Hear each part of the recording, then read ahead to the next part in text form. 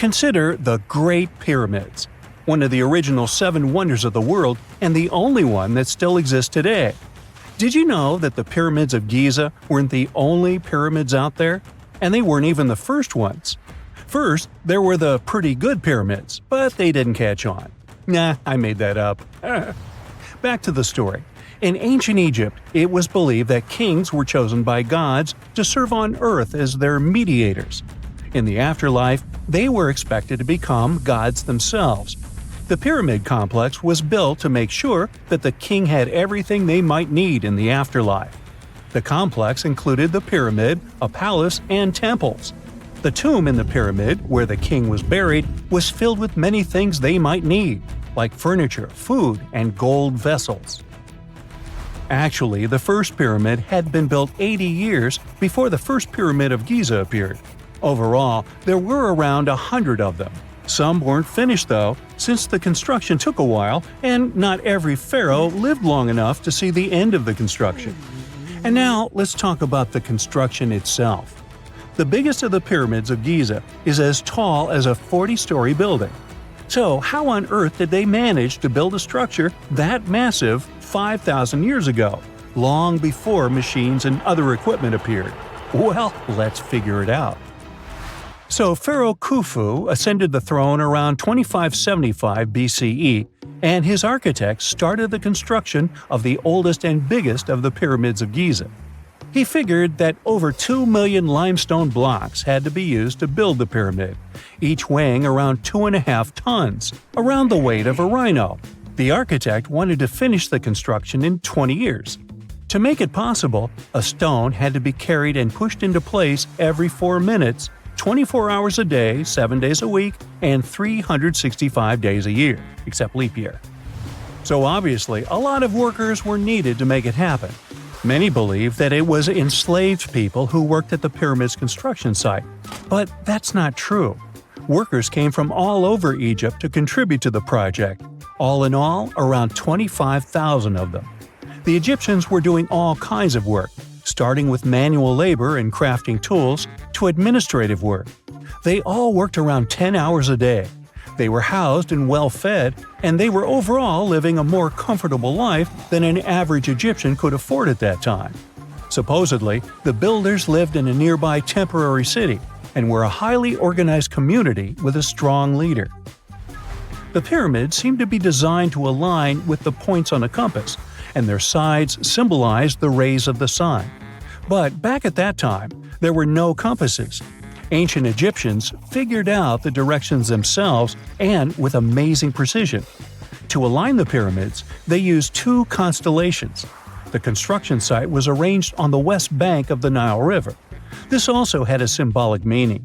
Just like the sun sets in the west, life sets in the west as well. The second pyramid of Giza was for Khufu's son, Pharaoh Khafre.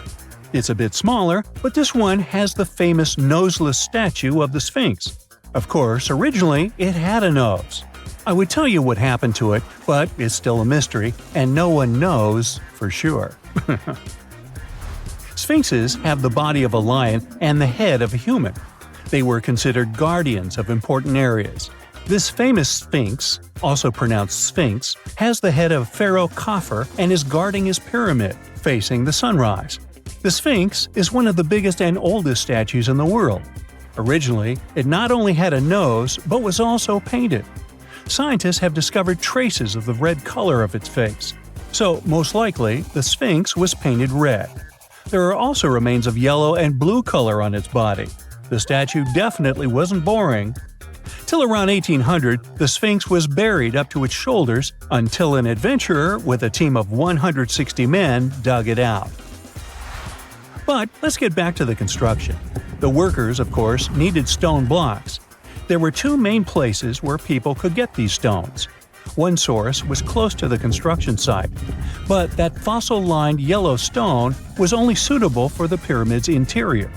The limestone blocks for the exterior were hauled from 8 miles away on 30-foot-long sleds. Apparently, it wasn't too hard to pull them. The sand mixed with the right amount of water was pretty slick, and 10 people could move a sled even with a rock weighing so much. Surprisingly, Cutting off a block of limestone wasn't the biggest problem. When in the ground, it was soft and could be split relatively easy. But after getting exposed to the air, limestone hardens. So the most difficult part was to shape the blocks. That step was crucial because the smallest inaccuracies could lead to the whole pyramid collapsing. So, okay, those limestones were mined, carried on a sled, shaped, and then what? How could they be put into place? Well, this is still a mystery. Archaeologists have discovered the remains of a ramp system that dates back around the time the pyramids were being built.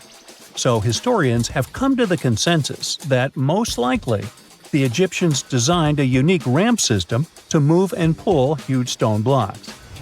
The most common opinion is that there were several ramps around the pyramid. There probably was a central ramp with 2 staircases on each side of it built over the pyramid stones. The ramp was growing as the pyramid was getting higher. People might have been walking up the stairs, pulling up stones on wooden sleds. But this is just one of the options.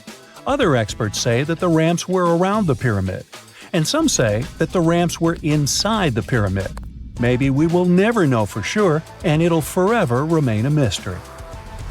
The exterior limestone of the pyramid was polished with sand and stone until it gleamed. On top, there was a gold and silver capstone, which glimmered over Egypt like a second sun. So that's how it was 5,000 years ago. Now, about the interior. Surprisingly, there's not much inside the pyramid. Most of it is just solid stone with very little open space. But let's take a quick look inside. From the entrance, there are 2 stairways, one going down and the other going up. They take us to the chambers.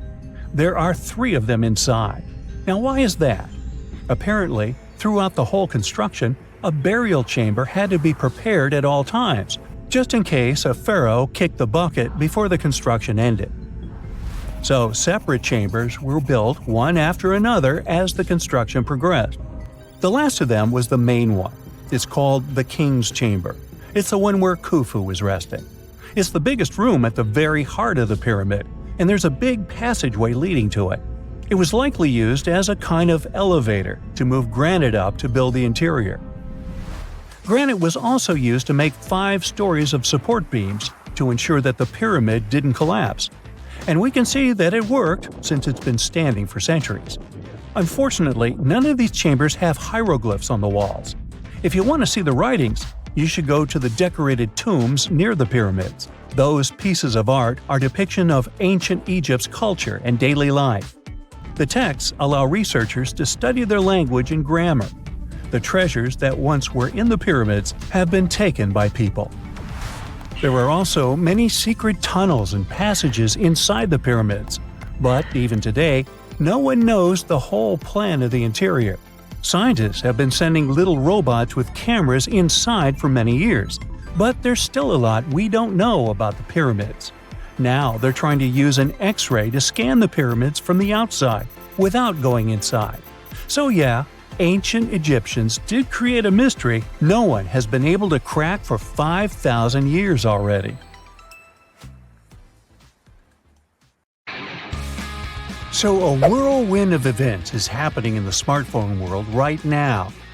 Samsung is releasing new phones that are going to be packed with novel AI functions. The company promises that the phones will be able to translate languages during calls, search for things by circling them in a picture, and even help you edit photos with Photoshop-like capabilities. This means 2 main things to us as consumers. We might be preparing to say goodbye to smartphones whatsoever. On the bright side, and we are, we'll get to experience cool new features and improvements in our phones. In 1994, the Motorola 888 was a hit, but it only gave you 15 minutes of talk time a month. Wow. Then Motorola came out with the Razr V3, thin, sleek, and packed with features like texting and games. Ooh. In 2007, Apple changed the world with their first iPhone. It wasn't just an upgrade, it completely flipped the script on how we see phones. It introduced a touchscreen. Before iPhone, most phones had physical buttons or keyboards. It also gave us App Store. made it easy to access internet wherever you were, and of course had a great built-in camera. Today we have an iPhone 15 and live in a world where most everyone has a smartphone. Over 2 billion smartphones have been sold all over the world. Nearly 7 out of 10 people on the planet own a smartphone now. The new generation has been using smartphones since birth, so they won't be impressed much by new functions, and they won't strive to buy all new models. And sure, these new models are faster, snappier, and take amazing photos, but if we take a closer look, they're pretty similar in how they look and work. It feels like we hit the ceiling. This is why smartphones might go out of fashion in the future. Progress keeps moving forward. If companies want to make successful sales, they need something groundbreaking. Now, we don't just look for ways to make our screen sharper or our connection faster. We're looking for big, fundamental changes in how we use technology every day. So we have two options: keep improving current phones or introduce something entirely new to the market. There are a couple of crazy ideas. Some TV shows have shown futuristic transparent phones with holographic displays, but that's more of a sci-fi idea than a real trend. The highest priority is improving battery life. Here, graphene batteries show a lot of promise. They could make your phone last a whole week with just one charge. Graphene consists of a super thin layer of carbon atoms arranged in a unique pattern, like a honeycomb. This structure gives graphene amazing properties. It conducts electricity and heat really well. It's super flexible and strong, and it's incredibly lightweight. It can be used to make supercharged batteries. They can store and release energy super quickly, which means your gadgets can charge up in a flash. Companies are already working on batteries, but the main problem is to figure out how to make them in large quantities without spending too much money on production. Phone cameras got a great upgrade. Now we have a 100K zoom and can take pictures of the moon with almost telescope-like quality. But there's still a lot of work to be done on front cameras and image processing with AI. 2010s was a selfie era. Seems so long ago. We introduced front cameras to the market, and suddenly, smartphones weren't just for taking photos of the world around us. They were also for capturing ourselves in the moment. Well, the 20s might become the AI image era.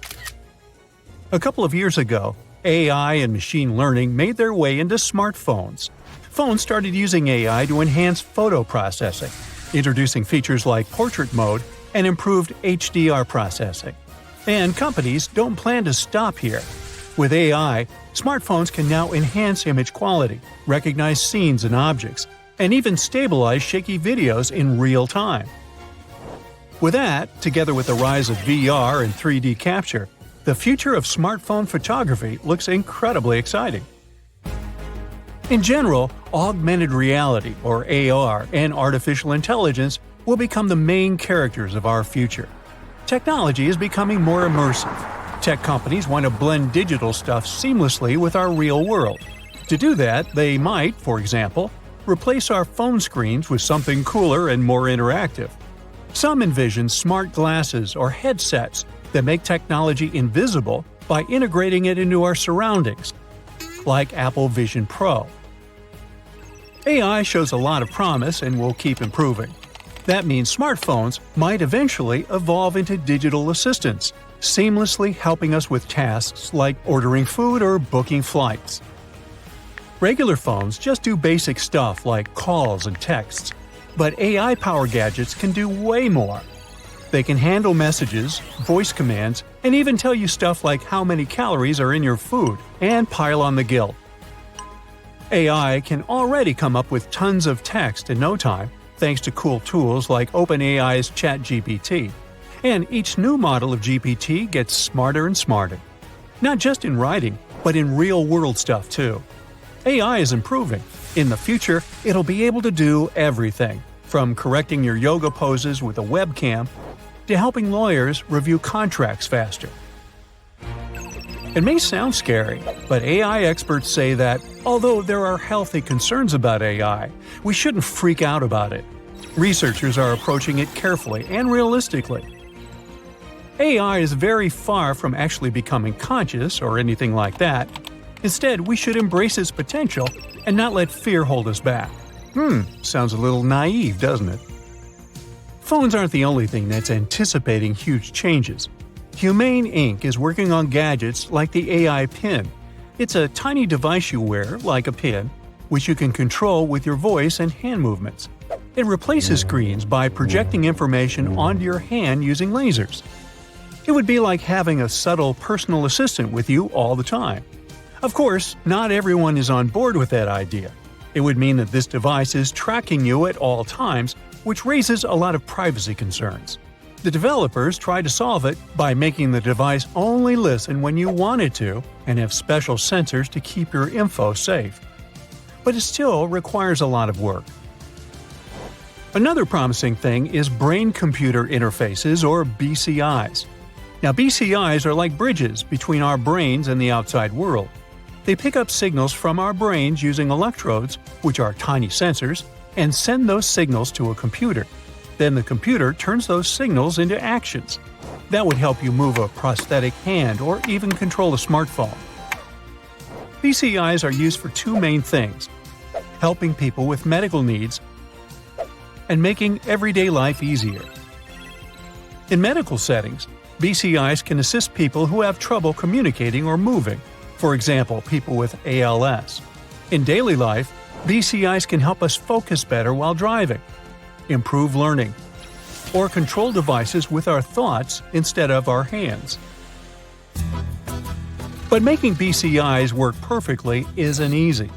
One big challenge is making sure the electrodes that pick up brain signals are safe and long-lasting. Some last for years, but others break down quickly. Another challenge is making BCIs wireless. Right now, they need cables to connect to computers, which can be bulky and risky for infection. Researchers are working on better materials to fix all these problems. And of course, there's a design issue.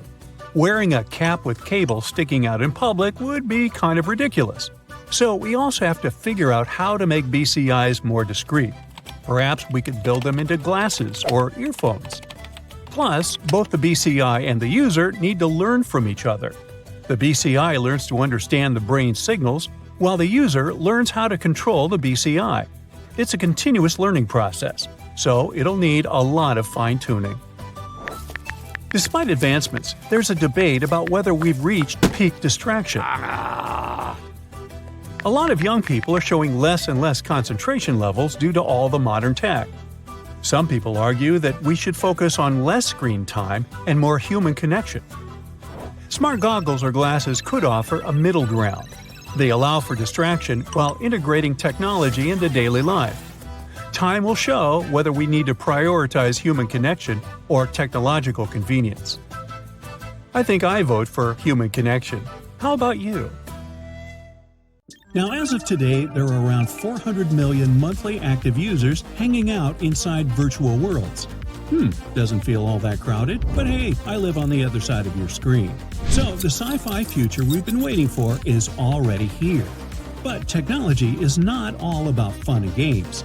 It's also here to make our lives easier. And these inventions are proof of that. So, buckle up as I teleport you to the near future and show you what one day will look like. You get out of your bed and head to the kitchen for breakfast, or to your smart fridge to be more precise. The world's biggest tech and appliance companies have been working on developing fridges with some mind-blowing features for quite some time now. These can scan the contents stored inside of them, keeping track of what items you're running low on.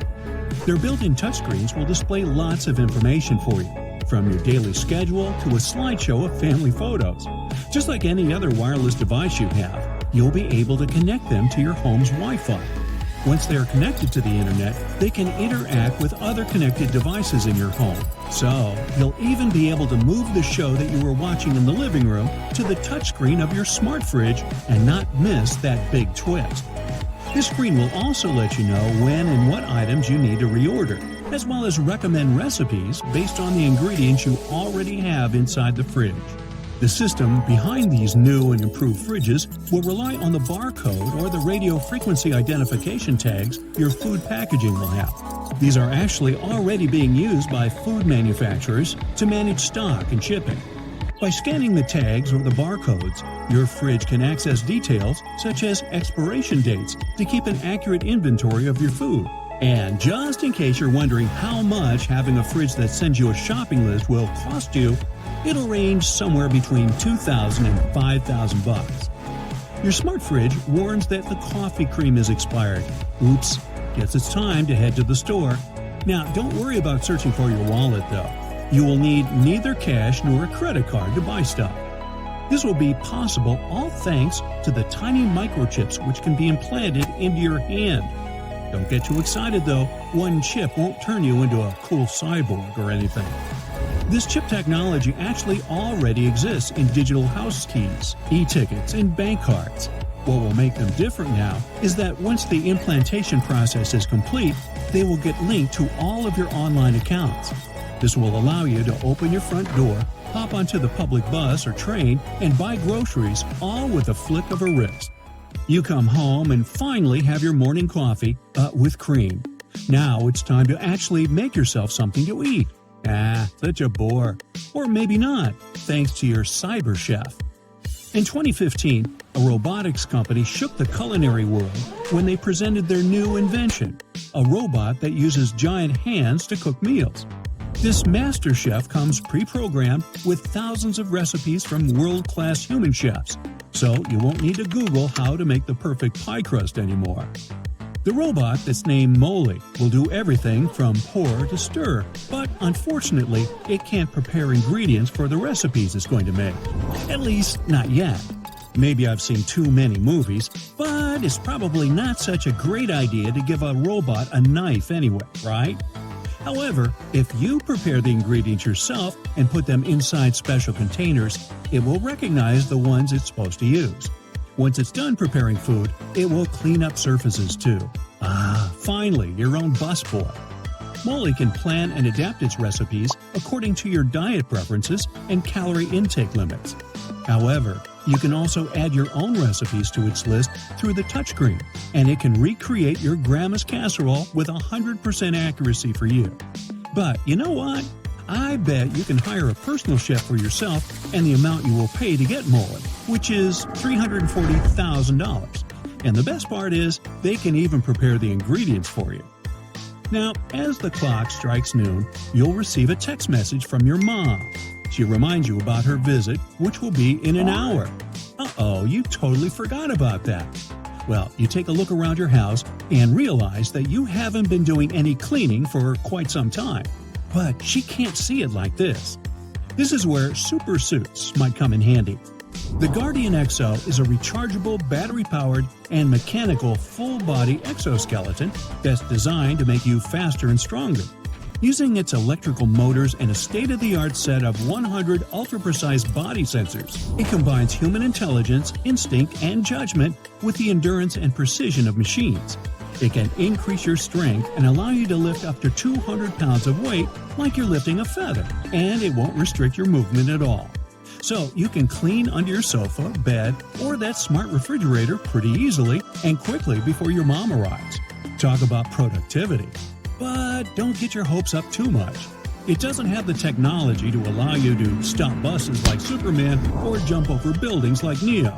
So it's not really suited to saving the world. But it sure can be a lifesaver if you're moving into a new house.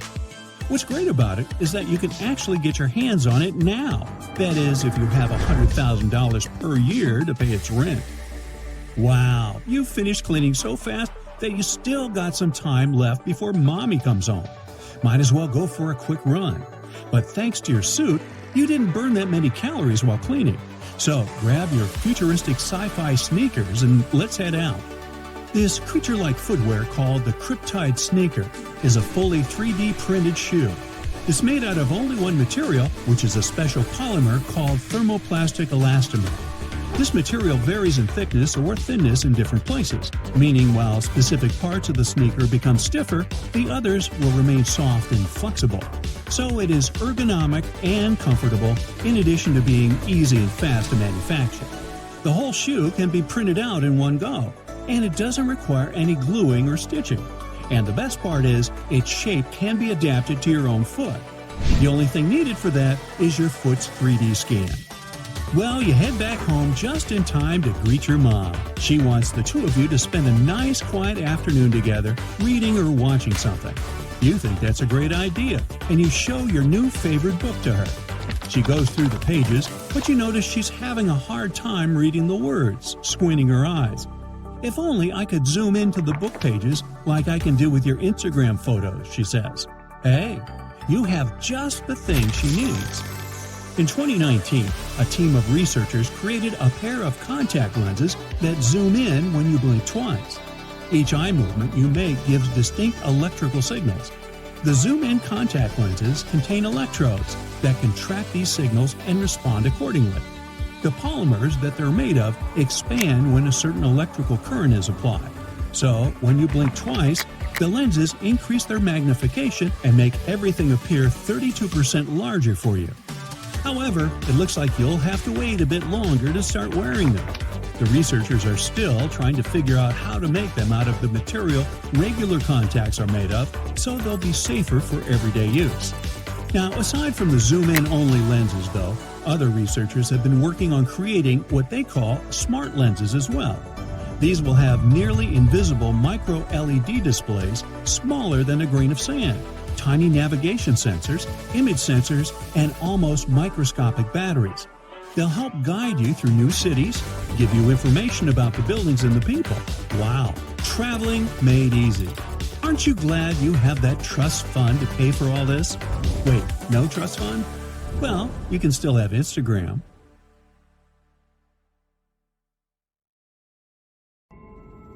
They say, whoever they are, the future is just around the corner. Well, no, the future is already here. And these cool new inventions are here to prove it. Who knows? They might just help save you as well as the planet. Now, this robot is unstoppable. And don't worry, it's not going to take over the world or anything. Probably. The thing you are looking at is called a vine robot. What distinguishes it from other soft robots is that it's super tenacious when it comes to making it through difficult terrains and tight spaces, which makes it appropriate for missions like search and rescue. The idea for this device actually came from real vines. The inventors were inspired by how a vine moves and grows, so they started thinking about ways they could replicate the same movement robotically. Eventually, they came up with a simple and elegant design that doesn't require any expensive materials. All they needed was some airtight tubing. Remember the water wiggle toys? I do. The mechanism of their soft robot acts just like that. Then, to make it grow out from the tip, they used compressed air. And just like that, the basics of their invention were ready. It's so easy that you can build one yourself in as little as a minute. Aside from being easy to replicate, their design comes with other advantages as well. It can enter gaps 1/4 of its original size. Sticky surfaces and sharp objects don't really affect it as long as the air pressure is continued to be applied. The inventors, of course, have upgraded their design and created different versions so that the robot will be able to perform various tasks. For example, they added a camera to the robot's tip, which made it ideal for things like archaeology. And the robot was even taken to the Andes Mountains of Peru to investigate some very narrow shafts underneath an archaeological site, and was able to explore 3 of the tunnels successfully. However, the use of vine robots will not be limited to underground. It might be possible to use them for space exploration as well. When blown into something like sand, compressed air fluidizes. In return, this allows the vine robot to burrow into granular materials.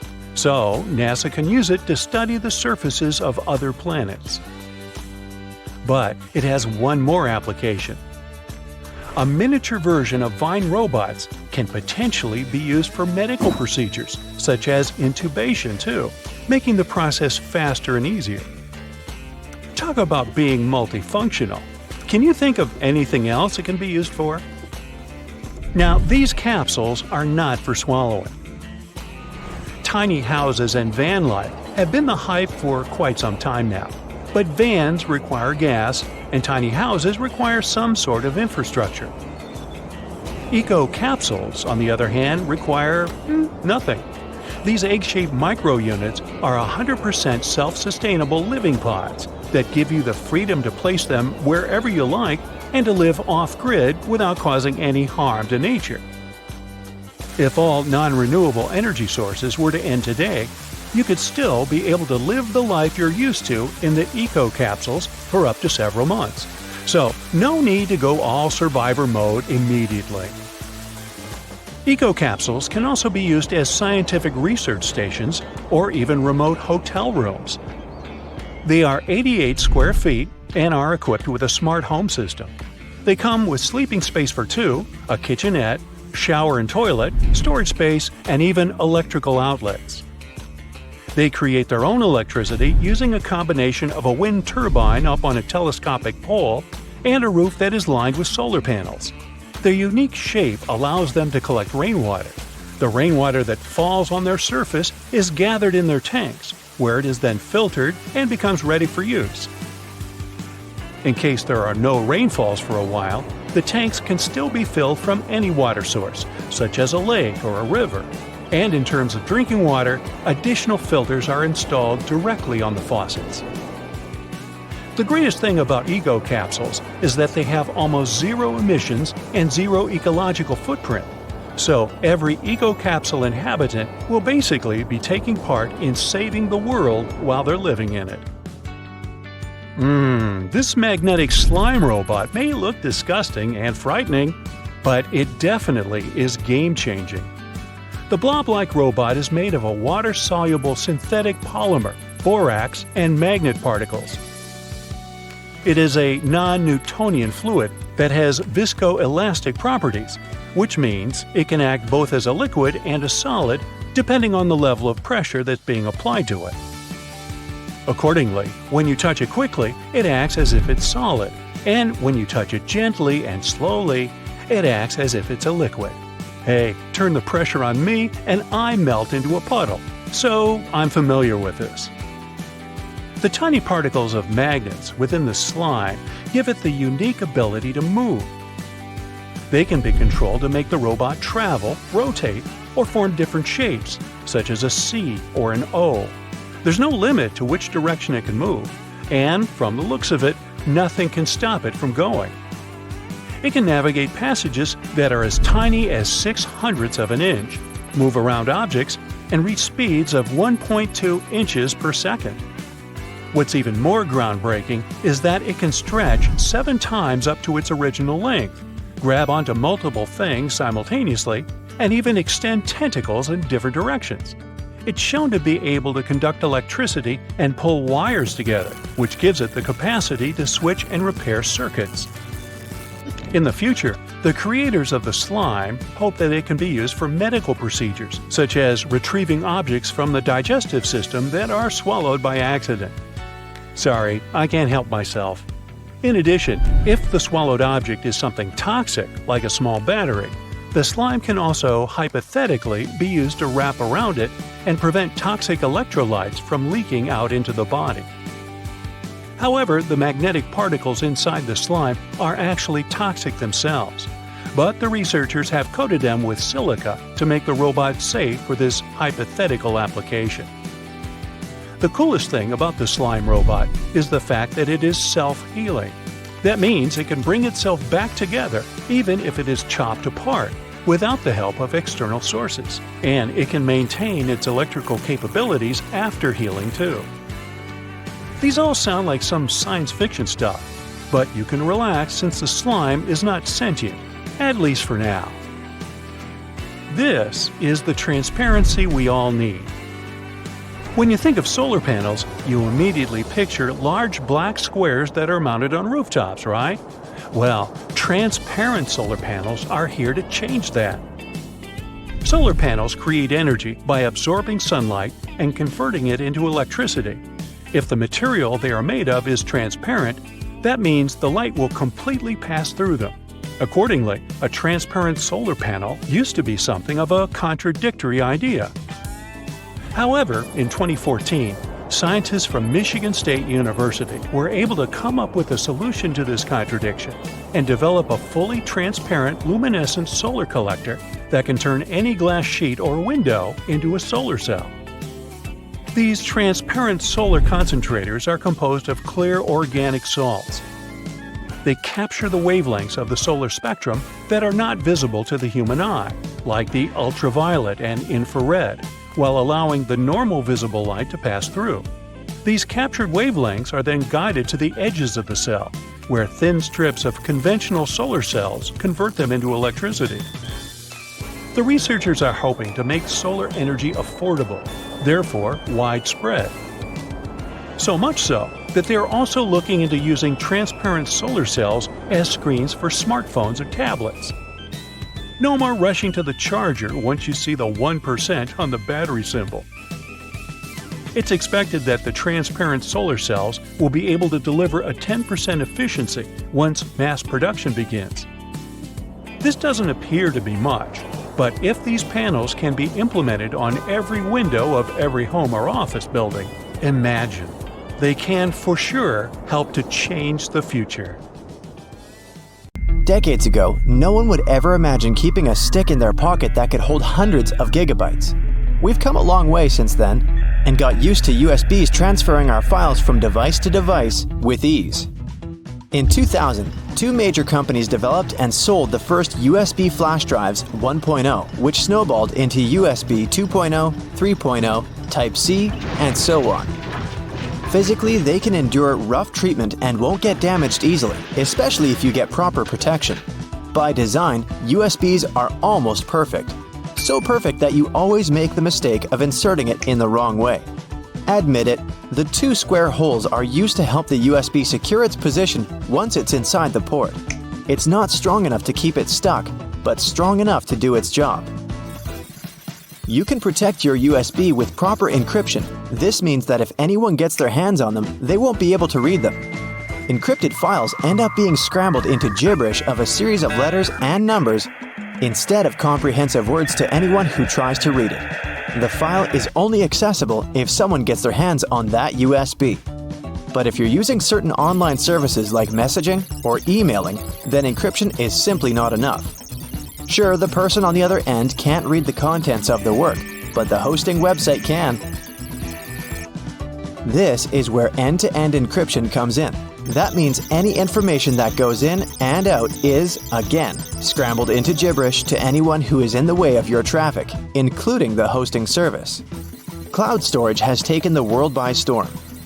You can now save everything that's on your desktop to the internet and access that data across multiple devices. All you need is an email and password, and boom, you're safe and have all your files in one place. Cloud storage isn't data floating up in the clouds, but, less excitingly, servers that physically store data. They're like regular computers, just minus the monitors for viewing. These servers take up a lot of money. That's why you normally have to pay for their services. The servers are placed in data centers all around the world where third-party companies manage them. It's like getting remote access to a computer. The servers include a master control server, backup server, and a linked supply of servers operating to maintain a good quality service. The more money you pay, the better the server your data will be stored in. In the realm of computers, you just can't delete something to be gone forever. Whatever file you want to remove is already present in the hard disk as electrical impulses. And, depending on your gadget, it will be disposed of in a recycle bin or the garbage. That isn't to say that it isn't still there. It simply implies that the file has been moved to a different folder from which you can easily recover it. So, if you're worried about accidentally deleting a crucial document you've been working on for weeks, don't panic.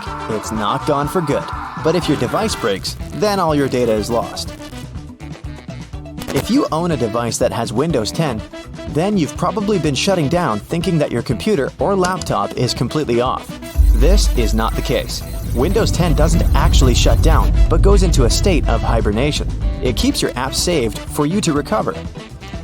The proper way to shut it down is by resetting it. Windows operating system is known for being user-friendly with all the commands displayed in front of you. But for computer whiz kids, know that you can open the search bar and type CMD for the command prompt. It looks just like a bunch of random characters, but this is where you can achieve a lot with your device. If you don't like the black window, you can always change the color of your suiting. Once you launch the command prompt window, right-click on the title bar and then on Properties. Another window will open which has the option of choosing colors. You can pick the colors you want for the background and text, or fix the opacity for the CMD window. This is easy mode. The real work is typing commands in the window. If you want to look for all your drivers on your Windows 10 device, then type in this command in the window. Don't forget to add spaces. The list of servers will magically pop up on your screen. This is a good way to get to the bottom of your issue, instead of searching for them manually.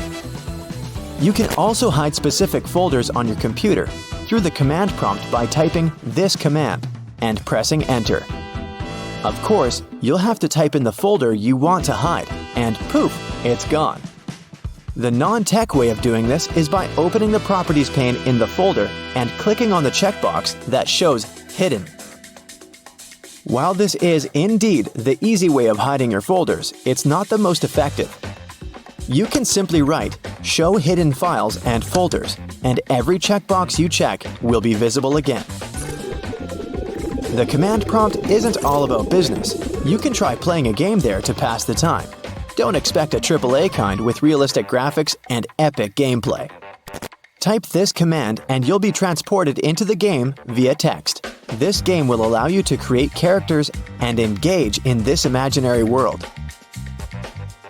Google Chrome is one of the most popular browsers on the net, but you can also play a text-based game there, just like in the command prompt. First press Ctrl plus Shift plus J to open the console. Then type Text Adventure into the search box. Don't freak out, you just opened the sort of a back end of the page. Next, click on the box that says Console. You'll be greeted with a text that will ask you if you want to play a game. Type Yes, and you'll instantly begin. They'll give you some basic commands which are easy to follow and an opening premise of the journey. If you're looking for something a little more contemporary, then get ready to play some solitaire. No worries, you don't have to type some command to play it. All you need to do is type Solitaire in the search bar, and you're there. You can play the exciting game of solitaire in your web browser.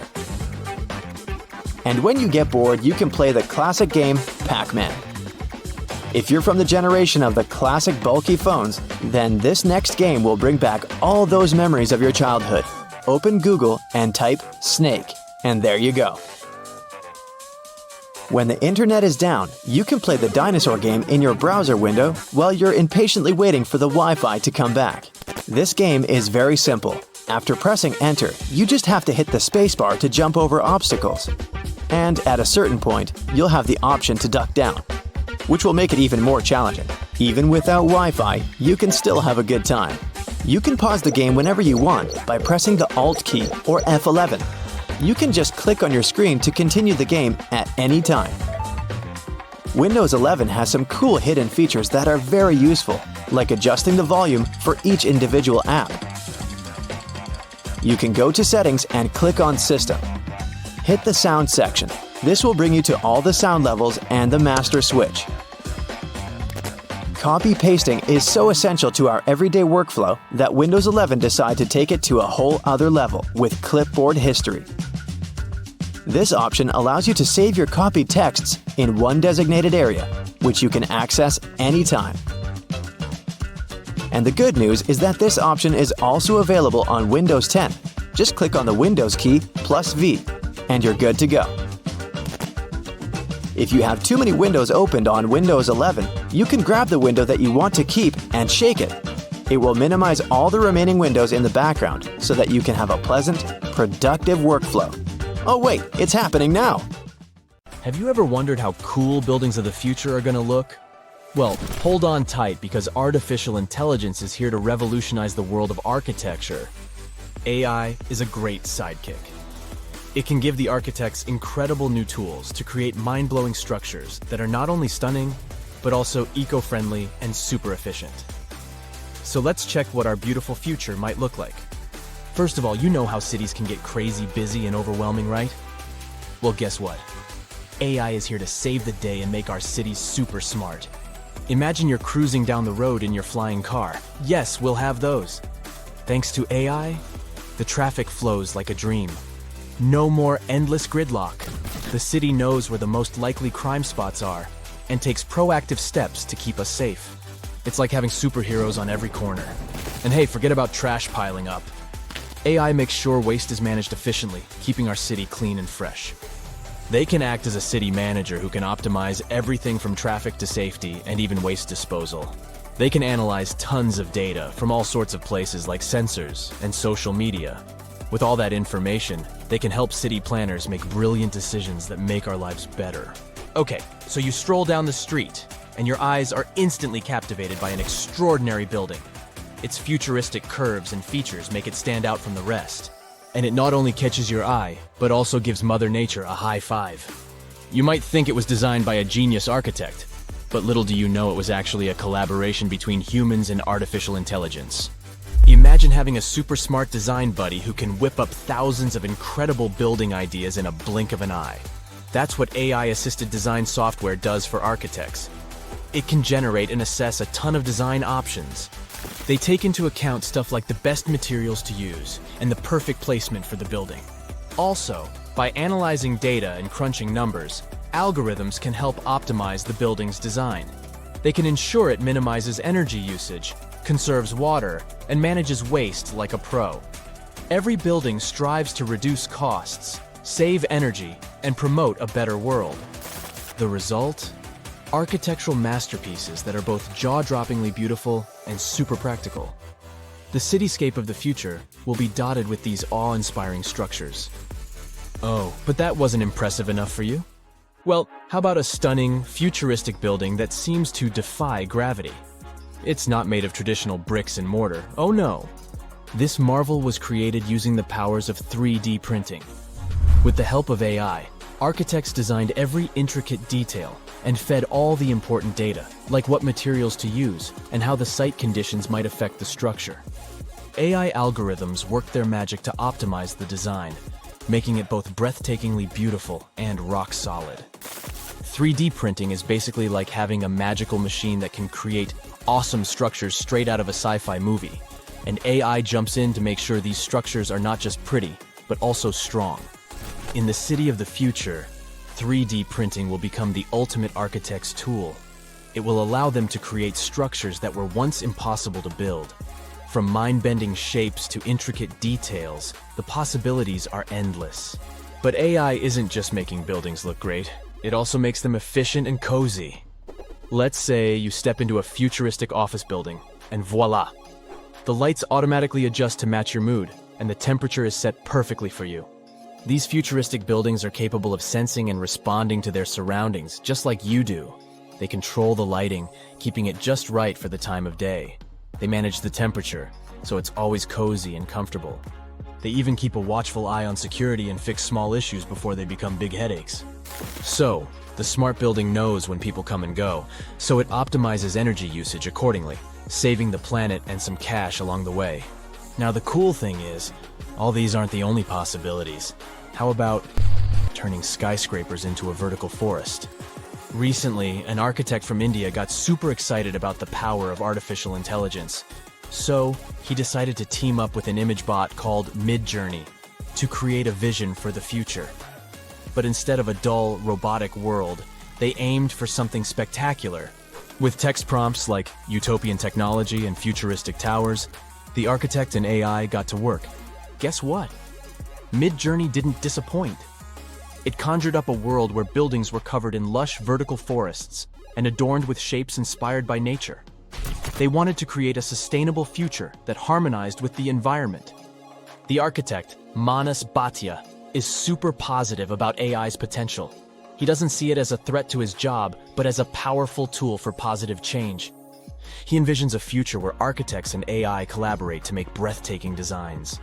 In his project, Patya even asked the AI to imagine symbiotic and hollowed structures, and it responded with pictures of apartments nestled within hollowed-out trees.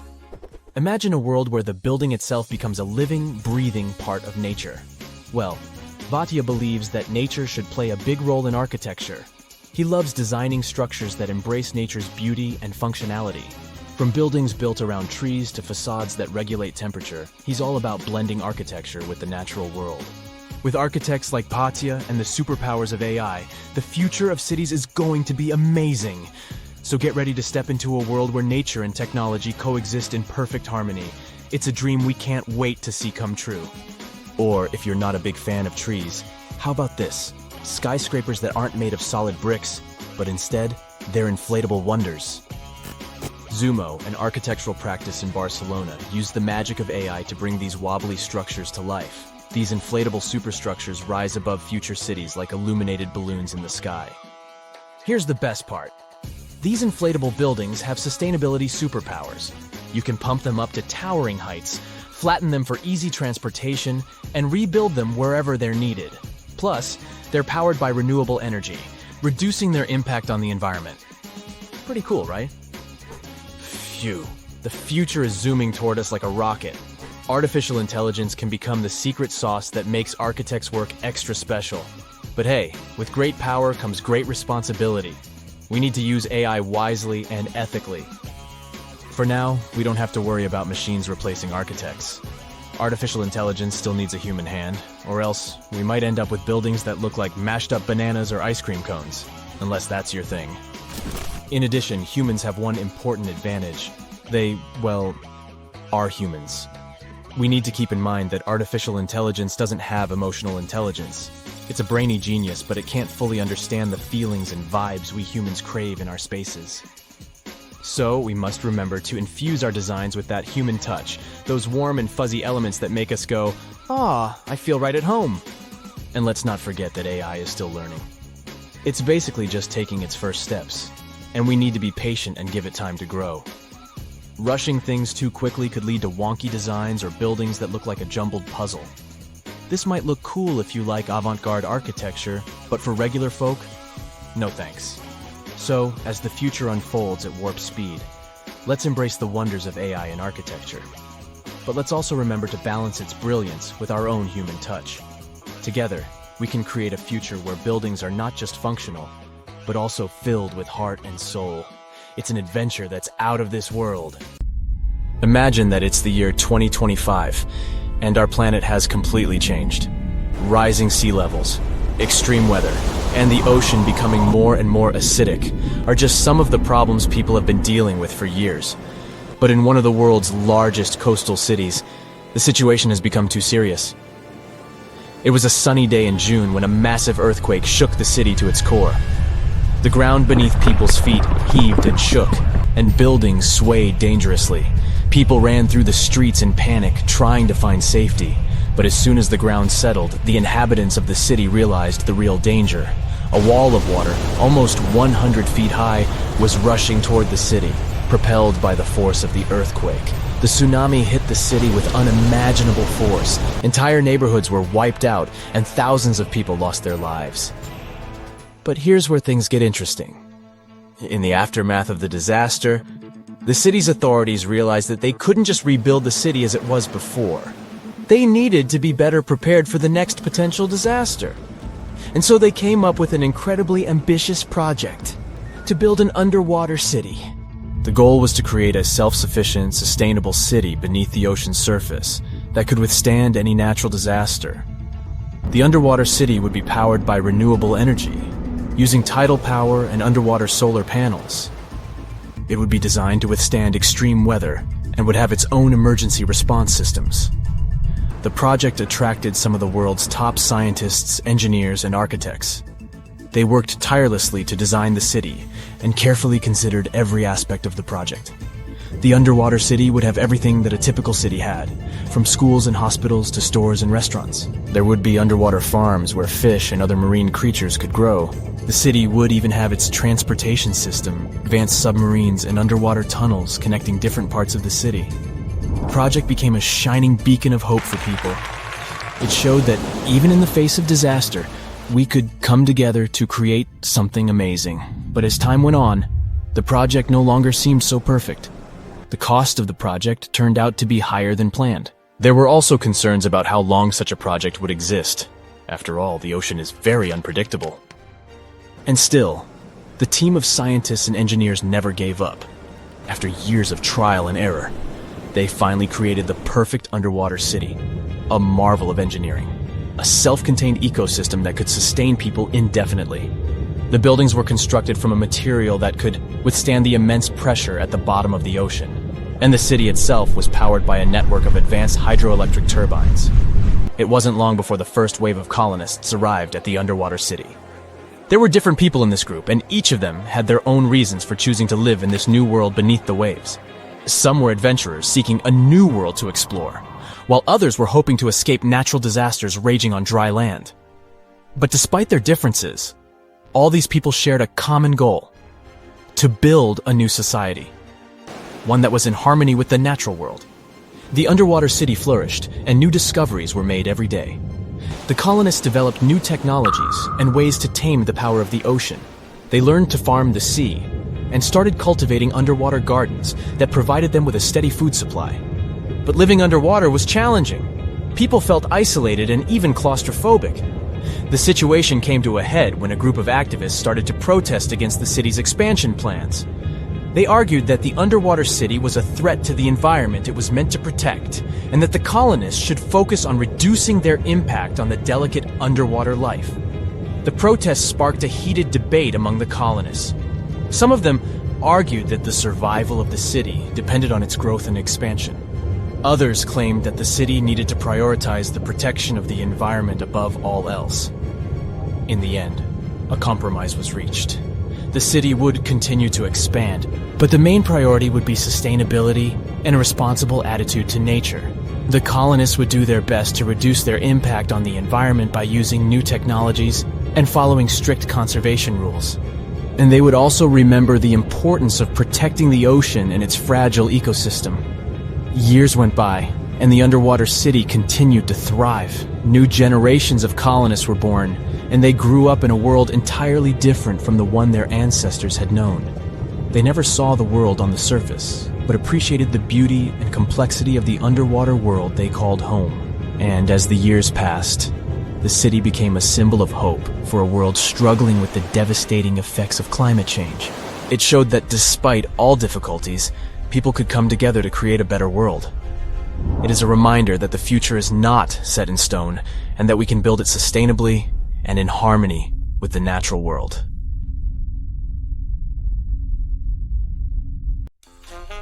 The most incredible technology for transporting things and people could be teleportation. Unfortunately, we won't see a teleportation machine in the near future. But we will be able to ride perfect self-driving cars with autopilots on the road and in the air. We will also ride flying motorcycles and take a vacuum train to get from New York to Los Angeles in just a few minutes. So, let's start with self-driving cars. The principle of operation of almost all such vehicles is the same. The car has cameras and sensors, high-precision maps, and radars that scan the situation on the road. A common system unites such machines. Each of them knows where the others are, and this prevents accidents or traffic jams. Of course, today's cars with autopilot are not so impressive. Many people drive them. But imagine what will happen when all vehicles on Earth get united by a common artificial intelligence. People will forget about traffic jams forever. Computers will predict dangerous situations and prevent them. But what will people do on the road if they don't drive cars? The developers will focus on passenger entertainment. The car will be able to tell you the exact time of the trip. Do you need to arrive at noon sharp? Okay, the car may intentionally slow down or increase its speed. It will turn into a real electronic assistant. You can have a meeting, order food, and choose a movie with the help of voice control. The driver's seat has a mini movie theater, a game console, or a mini refrigerator. People who like to communicate with drivers will be able to speak with advanced artificial intelligence. But, of course, there will also be problems. The main one will be the excessive correctness of driving. Scientists and developers are working on humanizing machines. Here's an example. Let's say the car is driving along a busy street and notices a man standing by the road. The car's internal system quickly analyzes the situation and decides that the person is going to step onto the road. The only reaction of the computer is to pull over. The car is slowing down. Another car stops behind it. The first vehicle has created a dangerous situation and a traffic jam. And the man was not even going to cross the street. He was just standing there, waiting for his friend. Deal with this issue. The developers of some companies equipped their cars with a voice. That is, they taught them to honk. In a problematic situation, such a vehicle will press the horn like an angry driver. But the car can slow down if a bird flies by.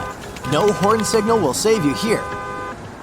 On the one hand, the human factor is one of the main causes of road accidents. On the other, a person can analyze a situation much better and choose the right solution. It's unlikely that a machine on autopilot will stop to pick up a guy hitchhiking on the side of the road. Perhaps this guy has gotten into trouble and he urgently needs to leave that place. Or maybe he was bitten by a snake and he needs to go to a hospital. The computer can't know that, but a kind person behind the wheel will stop and offer help. Even if the world gets rid of traffic jams, people will strive for something more, whether on the road or in the air. Many engineers believe that autonomous flying taxis and buses are the future of transport. But gravity-powered flights will appear in the distant future. Such machines will work on the principle of a helicopter. They will be stylish small helicopters equipped with autopilot. Uber and other companies are investing in such technologies, and you might soon be able to use them. Let's say you're late for some event. You open the app and book the helicopter closest to you. Next, you go to the roof, where many aircraft are parked. Then your pilot takes you to the parking lot of your destination. And from there, you quickly reach the location you need. And imagine the same thing, but for many people at once. You arrive at a particular train station and get on a bus with wings. It takes off and follows a long route, taking you and other passengers to another city. And what if such giant buses could take you into space? Not only cars will have propellers, but also motorcycles. There are already hover bikes designed for one passenger. You put on a helmet and sit on a small device. In 2025, you will be able to buy such bikes for $50,000. Unlike flying cars, hover bikes cannot take off to a great height or accelerate to high speeds. But in the future, this technology will evolve. Air taxis and autopilot cars only work in the air or on smooth roads. But what if you need to cross an area with a mountainous landscape or swamps? For such off-road areas, Hyundai has developed the coolest SUV. Instead of wheels, it has legs. This walking vehicle passes through difficult sections and does it with maximum comfort. Each leg has knees and can bend. It will take you to a high hill or even to the top of a volcano. Soon, you won't need to go shopping because stores will come to you. Toyota has already created an unusual car you can turn into a store with any goods. Clothes, groceries, toys, jewelry, whatever. Such vehicles could improve delivery services and provide more comfort to people on trips. But the most incredible technology that will appear in the future is the Hyperloop. It's a train on an aerodynamic cushion. Imagine a capsule traveling at a speed of 760 miles per hour inside a vacuum tube. The interior resembles a spaceship capsule. You take your seat and fasten your seatbelt. Right now, you're accelerating to a speed that exceeds the speed of sound. But inside the cabin, you don't feel this speed. If you watch this train from the side, it will pass by you faster than you blink, and that's how it works. You know air hockey, right? The puck easily flies through the entire area because small holes all over the field release a thin layer of air. The puck doesn't touch the field itself, it levitates. There's no friction, so it just moves around the area. The Hyperloop works on a similar principle, but the air is coming from the capsule, not from the tube. Thus, a tiny distance appears between the capsule's walls and the tunnel. And with the help of an electric motor, the train is set in motion. Okay, we figured out the friction force, but what about air resistance? The fact is that at very high speeds, large objects can't move quickly if the air is very dense. You literally crash into the air, and it limits your speed. Standard airplanes fly at an altitude with much lower air density to develop high speed. That's why the Hyperloop will move inside the pipe. Special equipment pumping the air out of this pipe will work on certain sections of this route, but some air will still be there since creating a complete vacuum requires a lot of energy.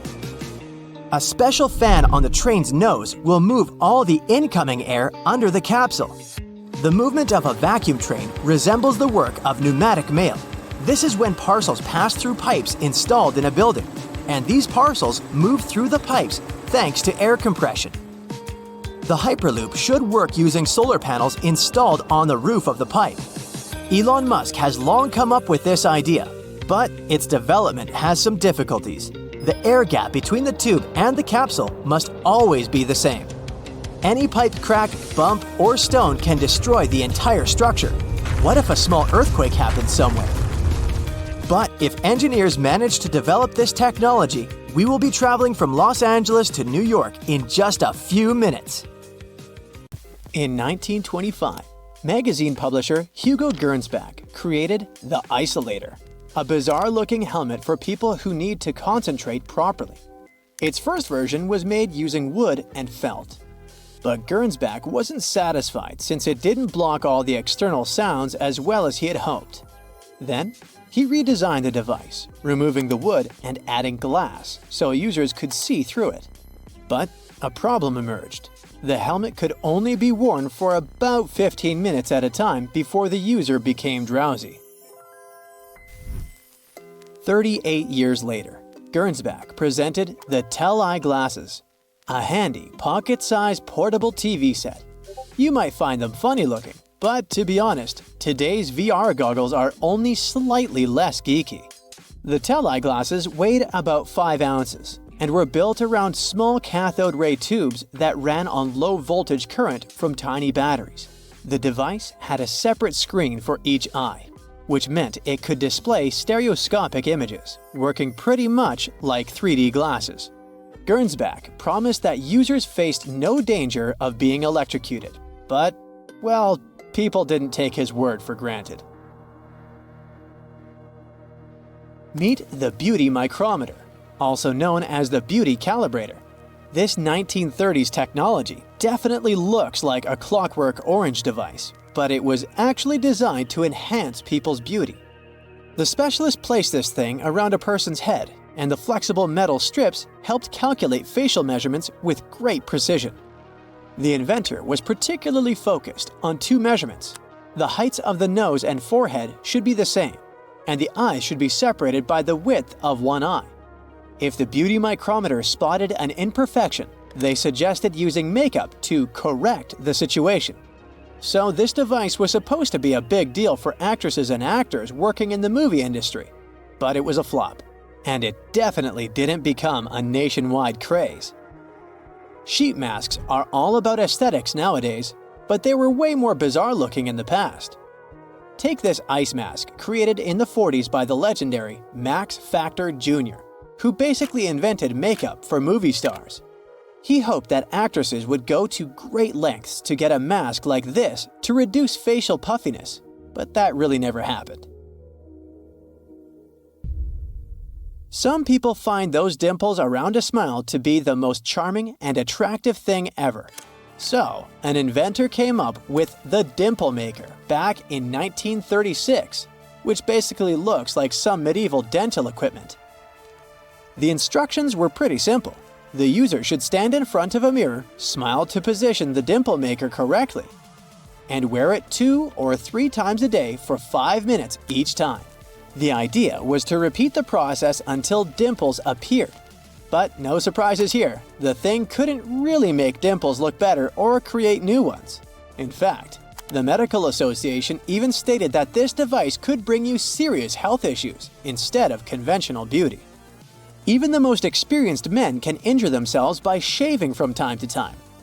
So, probably only the bravest would pay to use this mass shaving machine, which allowed barbers to shave a dozen men simultaneously. This device appeared in a pilot for a TV series in the 60s, but it was invented in the 19th century.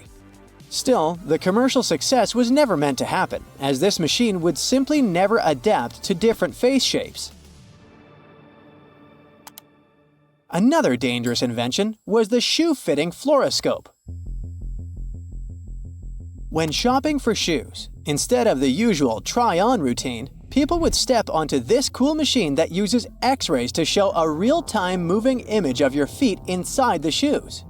It's like a high-tech way to make sure your kicks fit just right. It sounds pretty cool, but these machines were actually dangerous since they were blasting out a crazy amount of radiation. I mean, during a quick 20-second view, you'd get a dose way above safe levels. Even though the radiation was aimed at people's feet, a bunch of it would scatter around, exposing everyone nearby. So, salespeople who spent hours around these things were getting a whole year's worth of radiation in just 2 hours. There were reports of injuries, so this invention was finally banned in the 70s. If you've got 2 left feet, you can learn how to dance with YouTube videos, or call your partner to help you out by using these Siamese dancing shoes. This invention made its debut in a 1981 mail-order catalog, intending to help couples stay in sync on the dance floor. But they were more likely to have you both tripping to the ground. Let me introduce you to the auto skates, an invention dating back to the 40s. The inventor used to kickstart the motorized roller skates as if firing up a lawnmower, and they could run up to 160 miles on a single gallon. But they had a little issue with the brakes, which could, not brake at all. So, a co-pilot was necessary there. And by co-pilot, I mean someone brave enough to chill on a little stool behind the driver and help brake using their own feet. If someone needed to take their whole family for a spin, they could just hop on the Goofy bike. This invention, unveiled in Chicago in 1939, was a bike for 4 people that also doubled as a mobile sewing station. When this quirky ride was parked, the sewing machine's legs kept the tall cycle from toppling over. But I wouldn't be so close to it, just in case. The auto skates and the Goofy bike seem like relatively safe ways to get around compared to a barrel. In 1901, a schoolteacher named Annie Edson Taylor celebrated her 63rd birthday by taking a journey down Niagara Falls inside a 5-foot-high wooden pickle barrel. Following her daring feat, 15 copycats tried using the same device to conquer Niagara Falls, but not all of them succeeded. Nowadays, attempting such stunts is prohibited due to the significant risks involved, and the fine is approximately $10,000. Back in 1929, someone apparently thought that wood veneer sheets could be the next big thing in bathing suit materials. They were advertising a kind of DIY and recycling method, and one of the promotional videos featured a girl explaining how she crafted her outfit using leftover veneer from building a house. The funny thing is that they even claimed that, so far, none of the bathing suits had warped or cracked. But let's be real. The wood would need some serious waterproofing to pass the test of time. This invention didn't stick around for too long, probably because they didn't exactly win any awards for the most flattering design. About 10 years later, men were seen rocking periscope top hats in London. This clever invention gave short people a slight boost to peek over heads in large crowds. The images bounced from a mirror at the top of the hat down to another mirror right in front of the eyes through a hole in the brim. But while they seemed a great idea for parades and sporting events, they simply weren't practical in any other situation. Whether you're feeling lazy or tired, there's really no excuse to skip your piano practice, all thanks to this 1935 invention, the foldable piano. The instrument sits at the foot of the bed, and the keyboard can be pulled out like a drawer, bent over on hinges until it's at the right angle for the player's hands. Is it safe though? All it takes is the piano not being totally secure and bam, a disaster is about to happen. Let's say the well-being of kids wasn't exactly a top concern for the minds behind the Mercury maze. This 1978 invention was a handheld game where kids were supposed to rotate it and tilt the puzzle to guide a silver blob of mercury along a path to the center of the maze. Yes, we're referring to the toxic and health hazardous mercury in a kid's toy. What could possibly go wrong?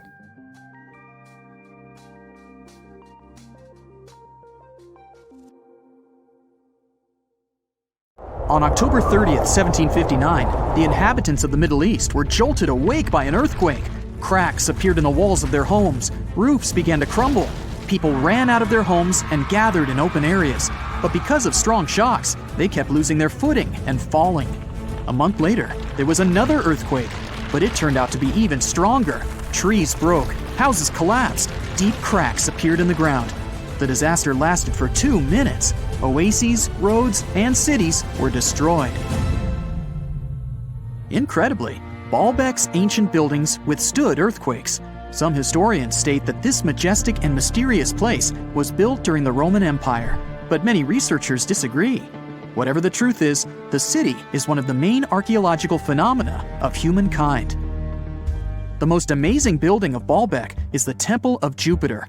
The inhabitants of the Roman Empire believed that Jupiter held power over lightning and thunder. The building looked like a platform with 54 columns. A massive roof rested on these columns.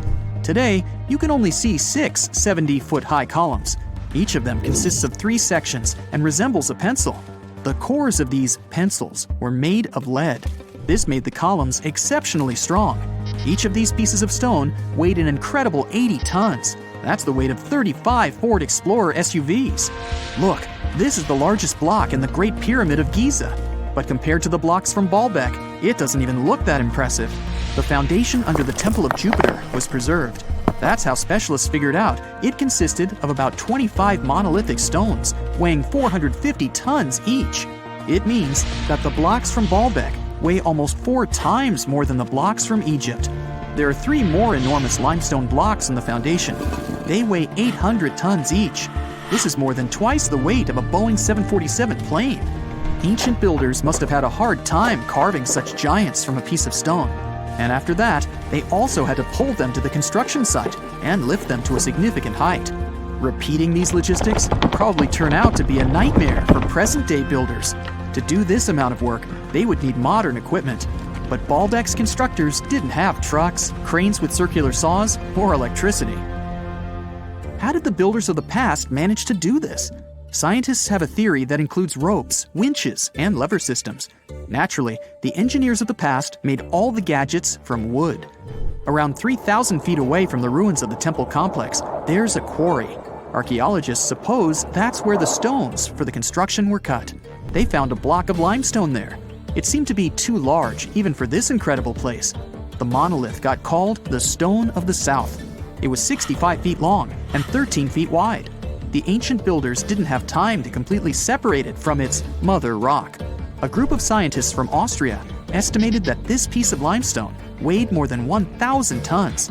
That's like 3 Boeing aircraft or 160 African elephants. There was another surprise awaiting the archaeologists near the Stone of the South. It was the second monolith that weighed more than 1,200 tons. But the ancient builders didn't stop at that. They continued to work. In 2014, in the same quarry, German archaeologists unearthed a block that weighed 1,650 tons.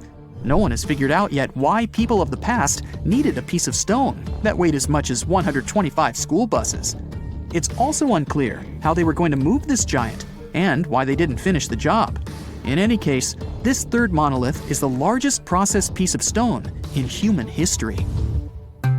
There are more questions than answers. Some researchers believe that people of the past had high-tech equipment. Others don't think so, but are eager to understand how the builders managed to move those stones. There's a huge number of ancient buildings and artifacts on the planet. Lots of them make researchers scratch their heads. Near the Pyramid of Djoser in Egypt, archaeologists have found a network of tunnels.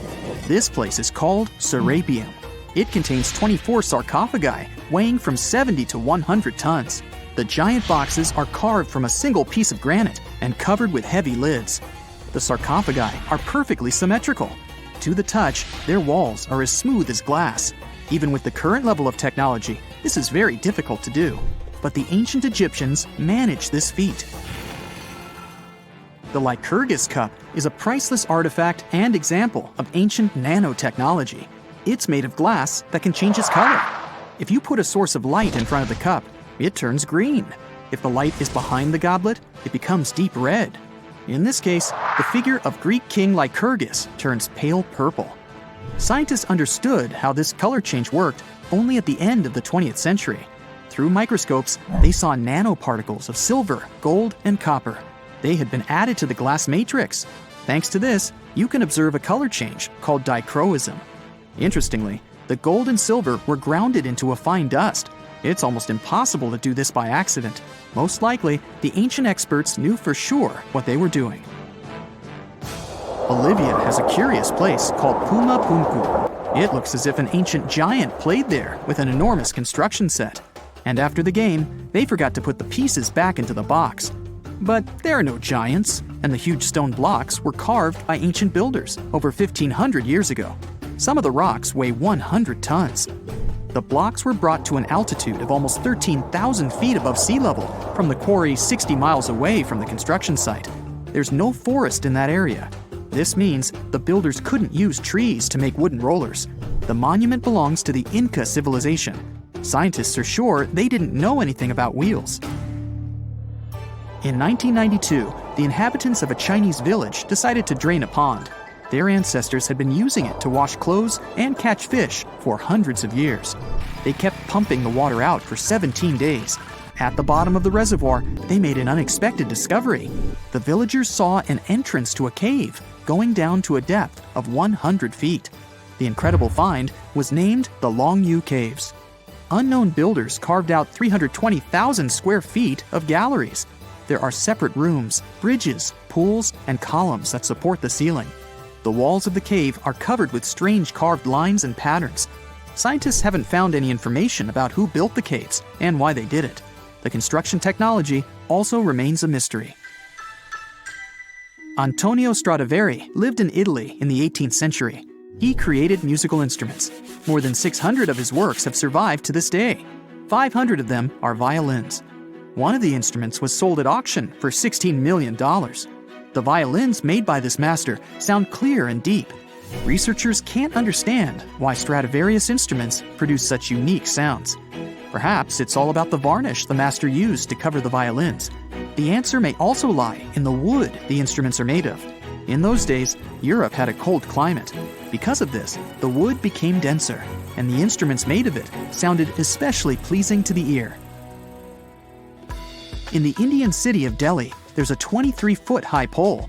It weighs 6.5 tons and is made of 98% wrought iron. The 1,600-year-old pillar has no signs of rust or decay. Scientists believe that the monument is so well preserved thanks to the dry weather and the chemical composition of the metal. It might be resistant to corrosion. And still, researchers don't know how the blacksmiths managed to make an iron pillar that's not afraid of rust. It seems like a tough feat, even for modern metallurgists. The Al-Nasla rock is divided into two parts by a perfectly straight slit. Each boulder stands on a small pedestal. Some people believe this is the evidence of ancient laser technology. But geologists think the split happened due to the ground shifting or natural vibrations that occurred under the rock. This process led to the appearance of the crack. it had been deepening for thousands of years, and gradually, the natural monument took the form you can see today. You're standing on the roof of a control tower at the airport. You see a huge plane coming in for a landing. It's whizzing over your head, but all you hear is the wind whistling. The first sound the plane makes is the scraping of the tires against the asphalt. That's because this giant airplane runs on electricity. It doesn't need to burn tons of fuel. And it doesn't attract the attention of passersby with its noise as it flies over the city. But engineers predict that all-electric airplanes won't appear for another couple of decades. For now, the Dreamliner 787, which can carry 310 passengers and emits no pollution, remains a sweet dream for designers. Let's jump back in time to 140 years ago. In 1883, a French aviation enthusiast made the first ever electric-powered flight. He installed an electric engine on the dirigible. The problem was that the engine weighed as much as a big motorcycle. So, the dirigible couldn't fly long distances and lift many passengers. Okay, back to our time. The problem of heavy engines and batteries remains unsolved. 1 pound of regular airplane fuel contains 60 times more energy than 1 pound of even the most advanced battery. So we'd have to increase the airplane's tank by 60 times and fill it with batteries. But now, the plane is much heavier and it can barely take off. So we have to remove a lot of necessary things from the plane, like several rows of seats, toilets, and all the drinks and snacks, so the plane loses some weight. And now, shove more batteries into all the empty places. The plane can take off now, but it can't land. The plane is designed to take off with a full tank and land with almost nothing. Otherwise, its landing gear just can't take the load and breaks when it touches the ground. So, if the plane needs to make an emergency landing right after takeoff, it'll have to circle over the airport until it's burned enough fuel. It's allowed to land only when it reaches a certain weight. But in the case of batteries, the weight of the plane doesn't change during the flight. So designers had to find another solution. Let's drive this little single-engine airplane into a hangar and take out the old fuel-burning engine, exhaust system, and fuel tank. Replace them with an electric engine, which is much smaller and lighter. Pack all free spaces with batteries. The weight of the final version of the plane should remain exactly the same as the original plane. So now, it can take off and fly without any problems. But it can only do that for short distances. And that's a huge advantage of electric planes. About half of all flights in the world are under 500 miles. There's a lot of flights over distances like that, from New York to Washington, D.C., or from Detroit to Toronto. It's less than 200 miles. And there are huge passenger planes flying on those flights. They take off, gain altitude, and then immediately land. Using these gas burners at such short distances is like putting a huge freight elevator in a 2-story house. It's not profitable and it doesn't make sense. All the conventional airplanes in the world emit about 1 billion tons of CO2 a year. So we can reduce the amount of damage to the environment by half by using electric planes. Many designers are trying to convert some planes into electric ones. For example, the Cessna 208B E-Caravan. The normally 9-seat passenger plane now uses an electric engine.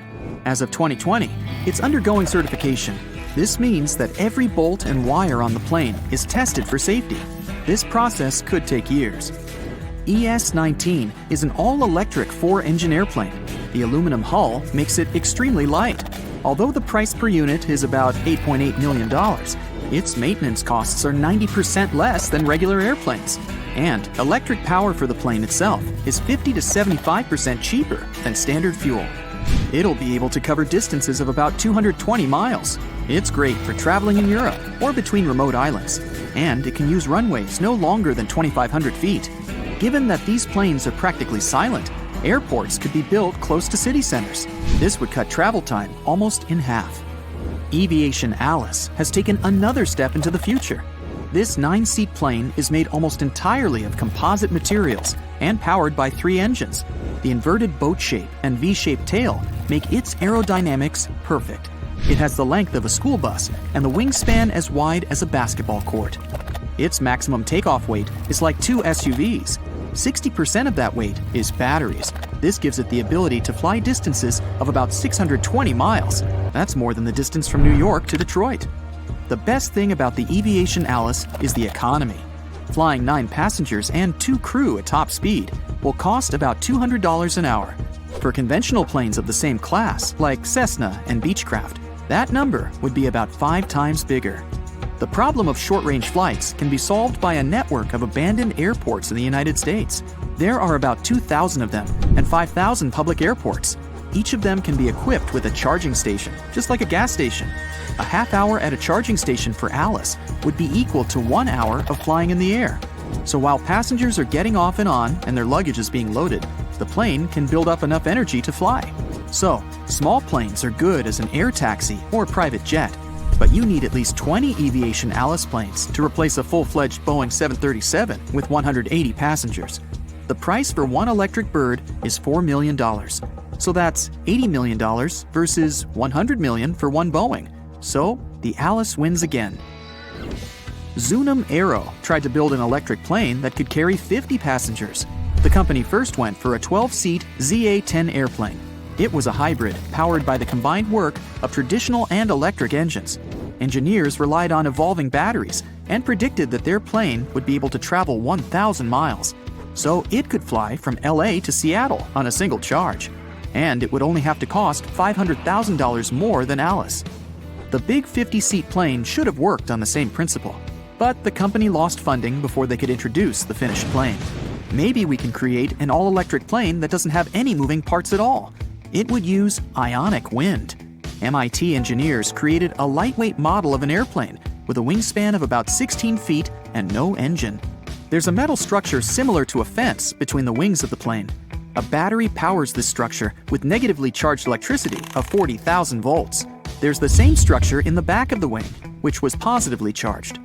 When the structure is powered, its front end captures negatively charged electrons from the air, just like a magnet. The electrons then fly toward the positively charged structure at the back.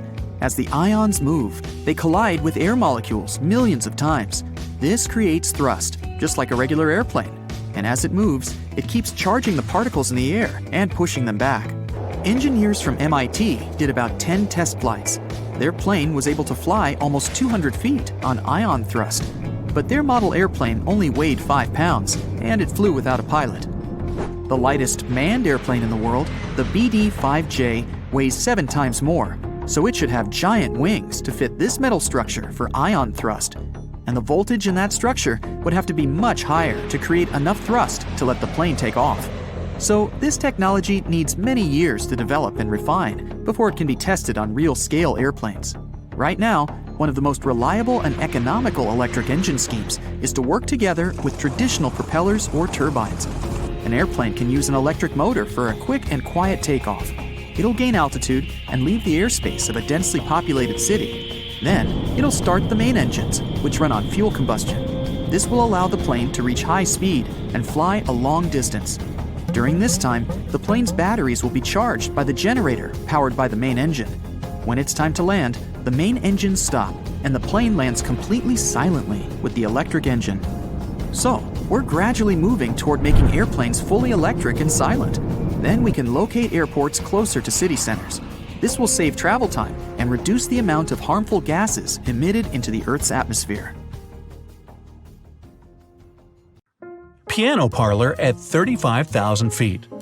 You won't believe you're on an airplane. That could have been the slogan of American Airlines. They pulled 50 seats out of each Boeing 747 and used the space to create a passenger lounge with armchairs, cocktail tables, and even a Wurlitzer electric piano. Their passengers could sing their favorite songs to the tickled ivories during long flights across the country. Luxury in economy. In the early 1980s, Continental Airlines installed so-called Polynesian pubs in some of its DC-10 jets. It was a small bar with snacks and drinks, round tables, and swivel chairs. There was also a video pong console. Continental took an approach worth appreciating. This kind of luxury was for economy-class passengers. Now imagine what first class was getting. Fine dining and flying. Australia's largest airline, Qantas, boasted a luxurious Captain Cook first-class lounge. The company turned the 747's upper deck into a full-on restaurant. It had it all: good food, good drinks, and good company. Flowers to prove a point. Pan American World Airways advertised the 707 Clipper as a machine without vibration. They put fresh flowers in a vase on each table to show passengers that the water wouldn't spill right on their laps during the flight. Pan Am featured freshly cut flowers until the late 1970s. Slightly questionable if turbulence struck, but still romantic. Full-size beds. During the 1940s, everyone enjoyed the privilege of sleeping comfortably during a flight. On the Boeing Stratocruiser, seats were roomy and could be turned into a full-on bed. The aircraft even had spacious locker rooms where passengers could change into their PJs or into a different outfit. Ooh, how the times have changed. Wacky colors. Until the mid-60s, airplanes were painted in light colors, or not at all. The only bright spot was usually a colored strip along the fuselage. But not American airline Braniff International. They hired a famous architect and interior designer, Alexander Girard, to make their planes brighter. He used a vibrant palette that includes such shades as purple metallic and lemon yellow. But why dabble in bizarre paint jobs when you can make wacky planes, like the Flying Barrel? Officially called the Stipa Caproni, it was one of the funniest planes in aviation history. Italian engineer Luigi Stipa designed the thing to have its propeller inside the bulky barrel-like fuselage. The bizarre-looking plane actually proved to be quiet and stable in flight. The only drawback was the speed. It couldn't go much faster than 80 miles per hour because of drag. That wasn't much, even for the 30s. 9-winged super boat plane. Well, what else can you call it? Officially, it was the Caproni CA-60. Yep, the same aircraft manufacturer that built Luigi Stipa's weird barrel design. If you're wondering whether this thing could really fly, the answer is not really. It had a brief maiden flight, but wasn't successful on its second attempt. Its dreams of soaring across the Atlantic went down with it. A wingless plane. Famous aeronautical engineer Alexander Lippisch contributed a lot to the study of aerodynamics, but man, did he make some weird aircraft. His Dornier Aerodyne was basically another flying barrel, only this one didn't have wings at all. It's a vertical takeoff and landing aircraft that, unfortunately, lost the popularity contest to helicopters. The Spruce Goose. Meet the largest flying boat ever built. Officially called the Hughes H-4 Hercules, the aircraft was nicknamed the Spruce Goose because of its birch frame.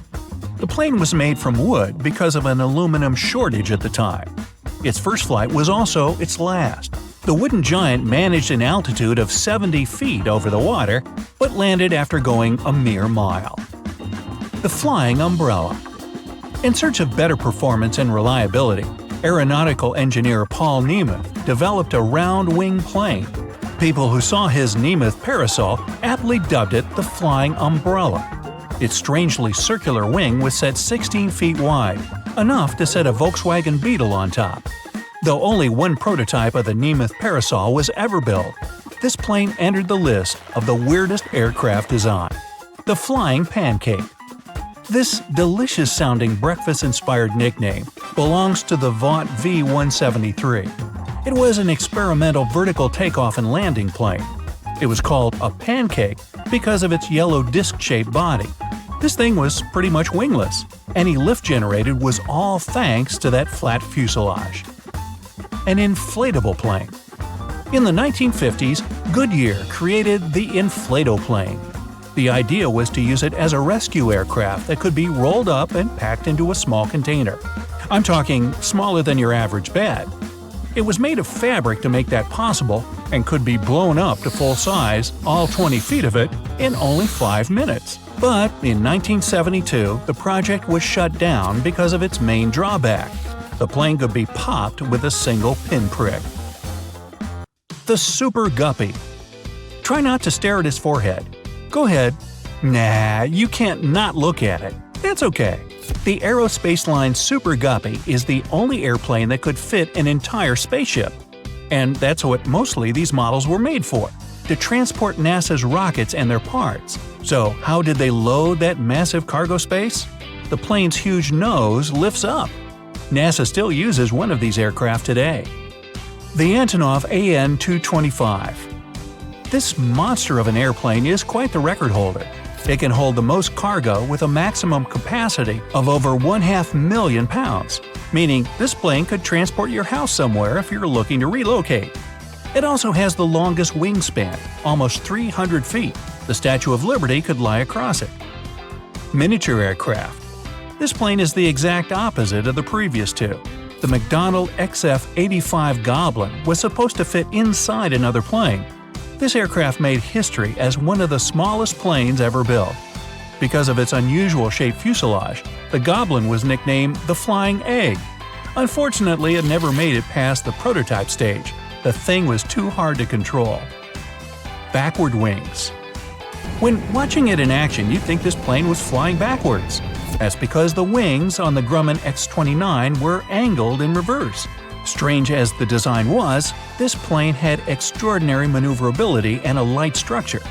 But of course, there was one major drawback. It was the most aerodynamically unstable aircraft ever built. The computerized flight control system had to make 40 corrections per second to provide some stability. Oops. The chopper cycle. The De Laughlin HZ-1 Aerocycle was an American single-pilot flying vehicle developed back in the 1950s. To turn left or right, they had to tilt the entire chopper in that direction, sort of like maneuvering a motorcycle. The Aerocycle could reach speeds of over 60 miles per hour, and apparently pilots only needed 20 minutes of instruction to learn how to fly it. The Boomerang Plane. At first glance, the Rutan Model 202 Boomerang looks like two planes holding hands in the air. But it's actually just one fuselage. It houses one propeller, and the other is on a separate engine nearby. Thanks to its strange but efficient design, the plane could fly nearly straight at all speeds even if one of its engines failed. Its designer, engineer Burt Rutan, used his own brainchild for personal transportation. Invisible aircraft. The Northrop Tasset Blue, nicknamed the Whale, looked like anything but a plane. But sometimes stealth outweighs aerodynamic concerns. The goal of this experimental plane was to show that an aircraft can be virtually invisible to radars. Thanks to its strange shape, the Whale could operate very close to the front line without being detected. Combo Craft Airship. Although it looks like a typical airship, the technology in the Lockheed Martin P-791 is much more sophisticated. It was built to combine the high speed of a jet with the buoyancy of a Zeppelin. This is a very fuel-effective solution. Hybrid airships burn less than 1/10 the fuel of a helicopter per ton. You're traveling by train and hear the wheels banging against the tracks, but suddenly the train rises and gains altitude. None of the passengers scream in panic because this is a regular thing now. Well, maybe not yet, but it might become our reality anytime soon. Aka Technologies Company is developing such a project. Their goal is to reduce travel time and make trips more comfortable. To travel today, you need to get to the airport, spend a few hours there at the check-in and security check. And only after that can you board the plane. When the plane lands, you need to go through standard airport procedures again and then get to the city. Only after this, your trip is over. It means you use at least 3 different types of transport. But with Link and Fly from Aka Technologies, you can get to your destination without any transfers. This is a train the size of an Airbus A320. It's as long as 4 school buses and can hold about 162 passengers. Since it's a train, it can run on the subway tracks right to the city center. So when you begin a trip, you just need to get to the nearest subway station. Once you're on the train, it takes you to the nearest airport, and there, the fun part begins. The train makes a quick stop to get the wings and jet engines attached. So now, your train has a wingspan as wide as a soccer field. The engines start, the train accelerates, and takes off. After the flying train lands, the wings get detached again, and you're on your way downtown and your destination, with no transfers. Without having to wait for a cab, and again, you can get off at any subway station. Transformer planes that can drive around the city are the distant future. For now, this company is developing a simpler solution to reduce airport overloads. Instead of having a plane parked right next to the gate, passengers will board the plane's fuselage right inside the airport's building. The fuselage will then pull out onto the runway, and the wings with the engines, as well as the cockpit with the pilots, will be attached. Here you go. The plane is ready for takeoff. This system will make boarding and takeoff 30 minutes faster than before. The company plans to make different types of removable fuselages. For short flights, they will have a capacity of about 160 people. There will be double-deck cabins for long-haul and higher capacity flights.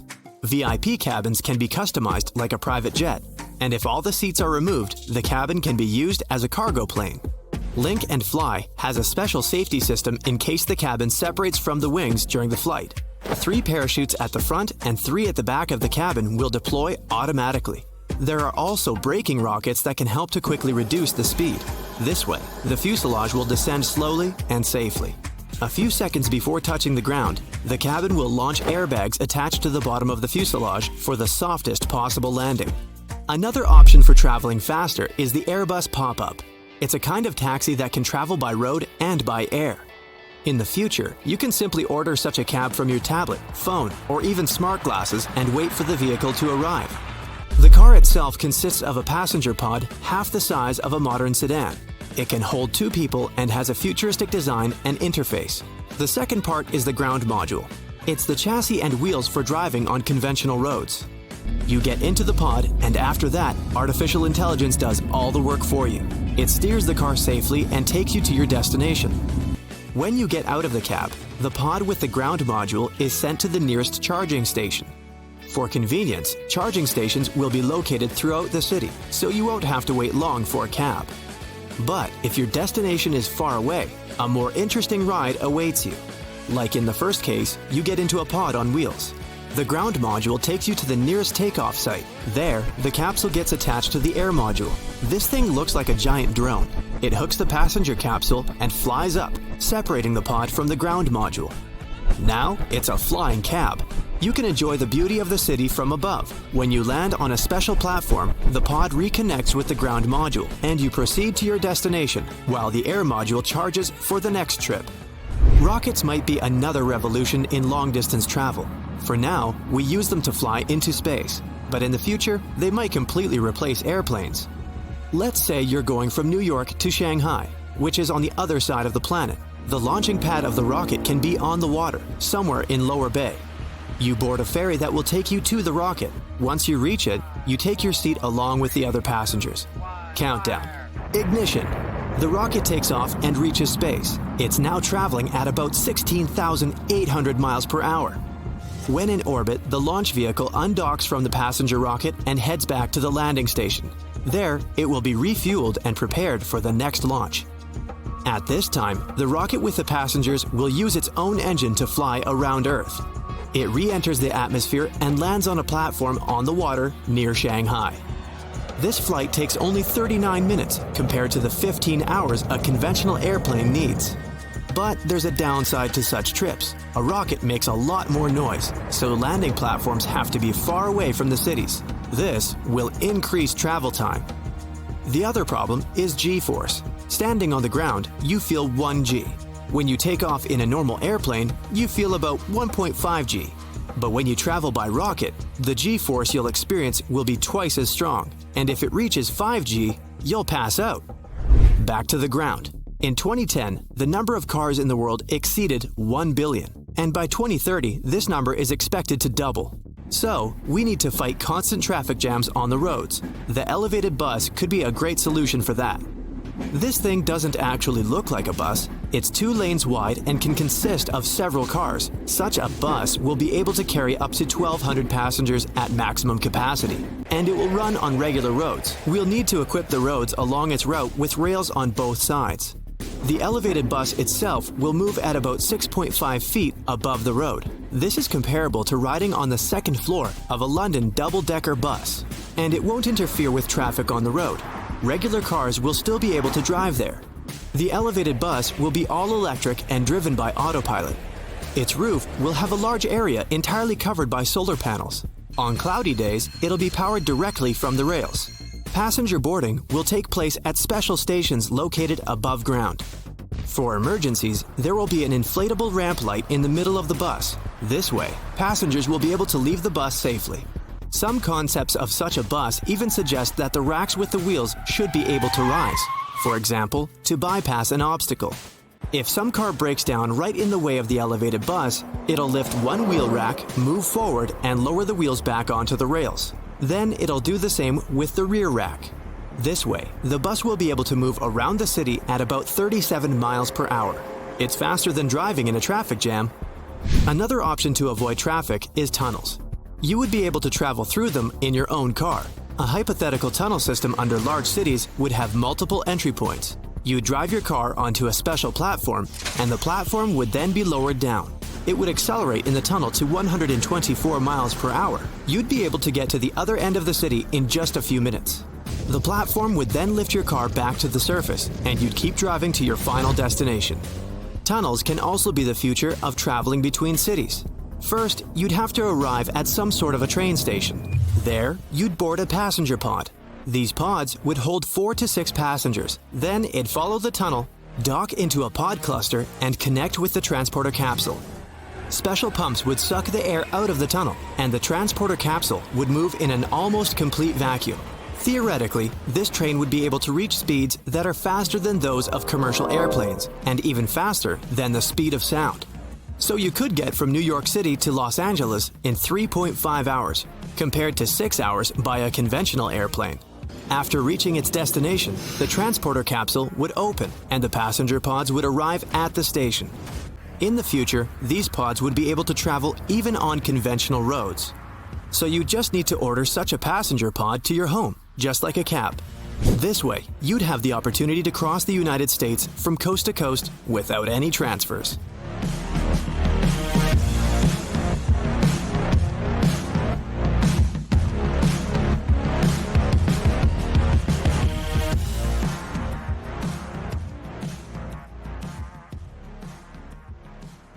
Everyone was in awe when they saw the Tesla bot up and dancing on stage.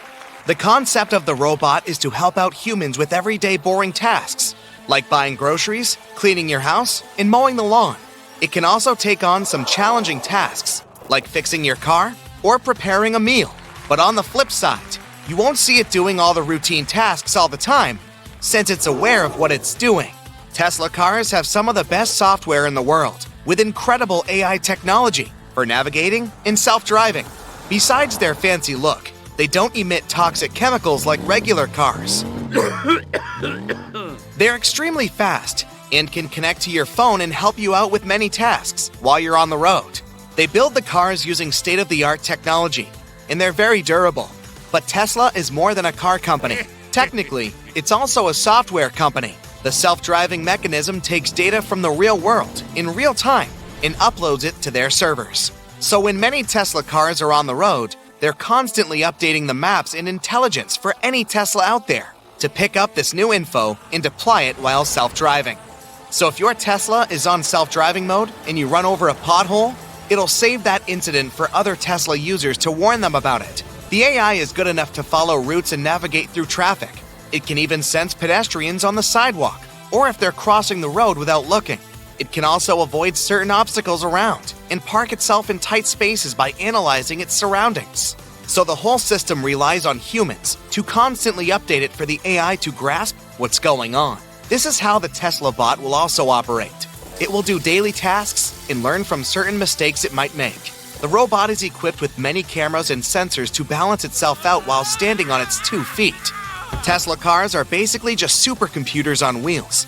You could even consider them to be a robot manufacturing company before the announcement of the Tesla bot. It's almost 6 feet tall, weighs 125 pounds, and has a screen as a face. Anyone can easily outrun it since it can only move at 5 miles per hour. It can carry no more than 45 pounds, but it can deadlift around 150 pounds. So it can easily carry something like a couch without breaking its back. And since the AI relies on learning, it'll undoubtedly be exceptional at doing small tasks that don't require much to get the hang of them. It'll observe what items to take and place in a shopping cart while grocery shopping. It'll probably know what brand of milk you like specifically and pack the good fruit and veggies. It may even conduct purchases and know how much to spend on a certain budget. And for house chores, it can probably learn how to do the dishes and tidy up without breaking something or even misplacing some of your things. If you own a Tesla car, then no doubt, the bot will be in the same software ecosystem as all Tesla products. You can get updates from your car using your bot as a personal secretary. Some countries already adopted AI operating systems to handle day-to-day phone calls from people. You can pick up the phone and have a full conversation with an AI agent, capable of helping you solve any issues you have. They can handle thousands of callers without anyone having to wait for hours to be connected to a human agent. They also learn from every single call and compile it into a proper script for them to communicate and help everyone out. Chatbots are just as useful in collecting data from people to help them with their needs. So the Tesla bot can learn what bothers you or what makes you happy or sad. You might be able to have a morning conversation with it like talking to a real person. And based on the AI learning systems, it can adapt certain gestures and movements similar to stuff humans do without realizing. Any investor hearing this would take out their wallet and throw so much money trying to make this reality. But there's plenty of loopholes in a humanoid learning robot. They can pose a threat to cybersecurity, since they can have access to all your personalized data and codes for your bank accounts or other important and delicate things. Some cyber criminals might want to modify the bot in a certain way to make it go faster or lift heavier objects. Giving the robot such strength might backfire and cause harm to anyone nearby. Even if the intention is good, the robot might respond in a different way, which will cause many scandals. Since much of Tesla's software relies on human behavior and the environment, fiddling with a robot to your personal needs can spell disaster. Elon Musk himself pictures humans merging with robots in the future, carving a path for our evolutionary descendants. In such a human-robot world, technology will be like the air we breathe. These bots could be the first ones to colonize Mars. After perfecting the bots to respond to humans and even make decisions, these robots can go on non-human expeditions and possibly be the first to land on other planets. SpaceX, which is another company founded by Musk, has been focused on bringing humans to the moon and then from there, sending them to the Red Planet. These bots can land on the moon without risking the lives of any human, and they'll already have the capability of handling themselves and get straight to work. Some bots could be specialized for certain tasks, like flying the rocket, engineering, or studying the ecosystem on Mars as scientists. Humans already had robot explorers roaming the surface and taking amazing images. But these robots can possibly do more and mimic what it's like for a human to walk on the surface of Mars before anyone lands there. They can record the sensations and send them back to Earth for us to observe and prepare for when humans arrive. They'll begin the construction of buildings for humans to live in and create an ecosystem. And by the time the construction is complete, humans would already be on the way to Mars to start a new life. The bots can walk in the open air and be the physical labor needed to build the foundations. These robots can even take control of imported machinery to excavate the ground. Proper vehicles designed for Mars can do things quicker than what we have at the moment. Technology will be so advanced by then that it may even seem like you're living on Earth. In an assembly line at a factory, the robots themselves aren't designed in human forms to operate the machines and assemble the pieces together. Rather, the robots are built to work on something specific. It wouldn't make sense to build a humanoid robot to drive a car and call it a self-driving car. They built the Tesla cars we know today. Same as having a humanoid robot operate the machines in a factory. The robot arms in the factories can do it perfectly. So the robots that would land on Mars will most likely be designed for certain tasks. A robot that's good at excavating will probably have a bulldozer appeal, but on different scales. Just like the robots that can fly to Mars will be specifically designed for flying. Tesla created a lot of buzz with the announcement of the bot. Even if nothing happens in the future, people are already talking about them and sharing articles and videos of that robot dancing. The year is 2045. You arrive at the airport and get your face scanned with a biometric device that replaces your ID or boarding pass. Friendly robots pick up your luggage and direct you to your gate. You do some duty-free shopping in virtual reality and get in line to board the Flying V. You've picked your favorite seat in the second cabin. In there, you can choose between a staggered seat or a bed, even in economy class. You're walking past the group seat section, where friends and colleagues can spend time together face-to-face and discuss things. You're on a long-haul flight today, So you went for a bed to get all comfy on your way to your destination. With the Flying V, you can't choose to sit over or by the wing because all the passengers sit right in the wings of the plane. The cargo hold and fuel tanks are also in there. The plane looks like an arrowhead, with two wings stretching out behind the cockpit in a V shape. The oval cabin is pressurized and has an aerodynamic design. Everything inside the plane is made as light as possible. Thanks to it, it's more fuel efficient than other aircraft. The idea of this new revolutionary plane came to a student who was working on his thesis at Berlin's Technical University. It was further developed by the Delft Technical University in the Netherlands and supported by KLM Royal Dutch Airlines. They decided to make long-distance flights more sustainable.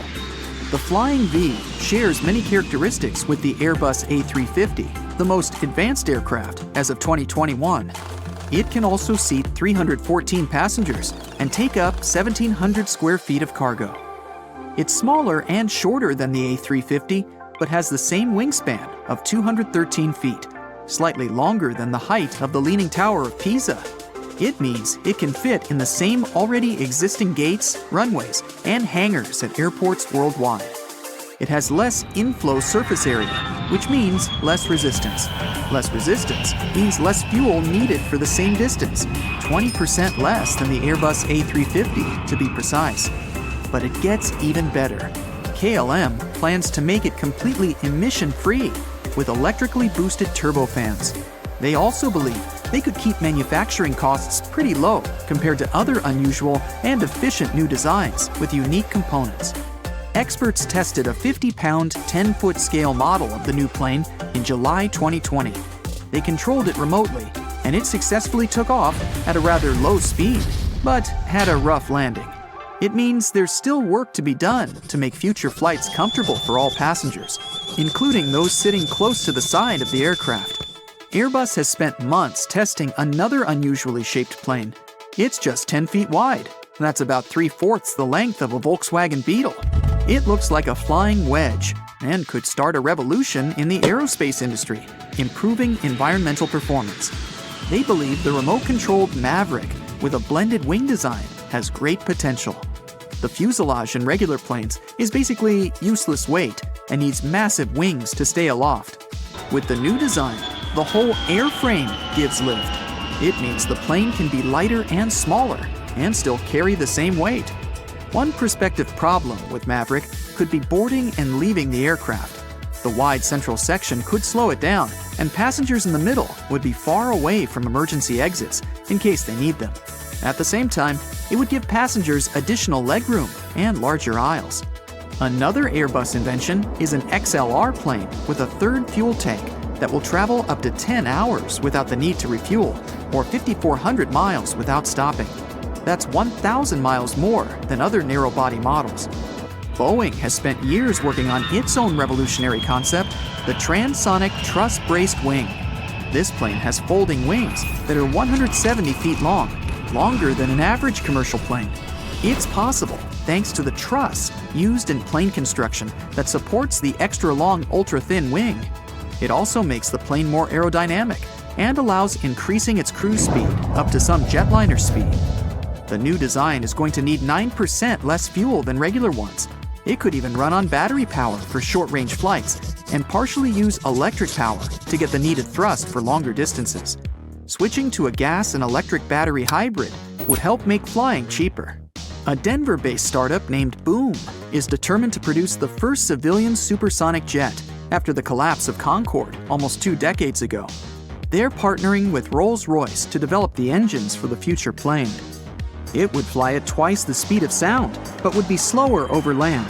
It would still take passengers from the East Coast to London or from the West Coast to Asia in half the current time.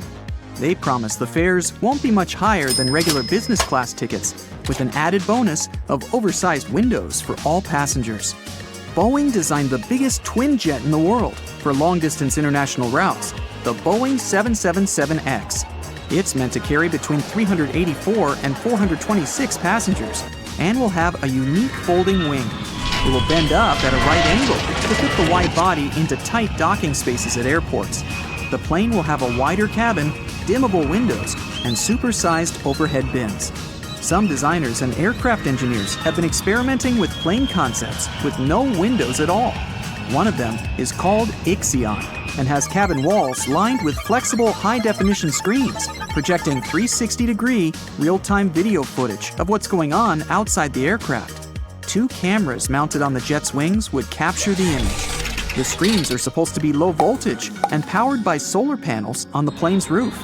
They could also use parallax technology to split the screen and let passengers see different views at the same time. 2 strips running along the jet's body would fit the air conditioning and cabin lighting. Windowless private jets of the future could have high-definition screens programmed by passengers using their mobile phones, letting them choose what they want to see on each side of the jet. Removing the windows would reduce the weight of the aircraft and give more flexibility to the jet's interior design. It would also minimize engine noise by insulating the fuselage and also make the aircraft safer without the holes needed to install windows. The only exception would be the conventional window in the cockpit for the pilots. Airbus plans to reimagine the plane's interior with zones for passengers to do different types of activities. An area for business meetings, another one for socializing or playing virtual reality golf and other games. The screens in the social area could be connected to passengers' gadgets, letting them control what's on the screen and give presentations. They could also include a revitalizing zone where passengers can sit back and chill in a smart seat that will offer various pleasures, from a mechanized massage to aromatherapy. There will also be more planes with individual sleeping cabins, showers, and bar areas, and even full-size in-flight spa zones. Airbus is planning to build beds for economy-class passengers in cargo holds. They will be passenger modules of the same size and shape as cargo containers. Airlines will be able to load them aboard for long-haul flights and take them out for shorter flights or when they need extra cargo space. The modules will look somewhat like upscale hostel rooms, with all surfaces in glossy white and curtains for privacy. Economy class passengers will be able to rent one of the beds for less than the price of a business class ticket. They'll be able to stay there at all times, except for takeoff and landing, or rent a bunk for half of the time on flights of 12 hours or longer. Large aircraft already have bunk beds for crew members downstairs to let them rest on long-haul flights. They could also use cargo holds to host lounges, conference rooms, medical suites, and play zones for the youngest passengers in the future. Swappable modules could replace regular seats. Some airlines are experimenting with a meet and seat program. It lets you share your social media profile with other passengers on your flight. You can pick someone to sit next to based on your professional or personal interests, or just your likes. This option could spread to other carriers in the near future. So you take off from New York Airport and head to London. You gain altitude, and then you are sharply pressed into the back of your seat. You can feel the plane picking up more and more speed, and then, boom! The plane is fine. That boom simply means that you've passed the speed of sound, and you're now traveling faster than 761 miles per hour. At that speed, a trip across the Atlantic Ocean to London takes about 5 hours. By comparison, conventional subsonic planes like the Boeing 747 can cross the ocean in about 8.5 hours. Right now, we have a non-commercial supersonic aircraft. One of the most famous planes is the Lockheed SR-71. It was as long as a limo and weighed like 10 SUVs. This plane holds the world's record for speed in the air. It was able to reach 2,193 miles per hour. At that speed, it could circle the globe in 10 hours, and it covered our route from New York to London in just 1 hour and 54 minutes. So traveling at the speed of sound seems like a great idea.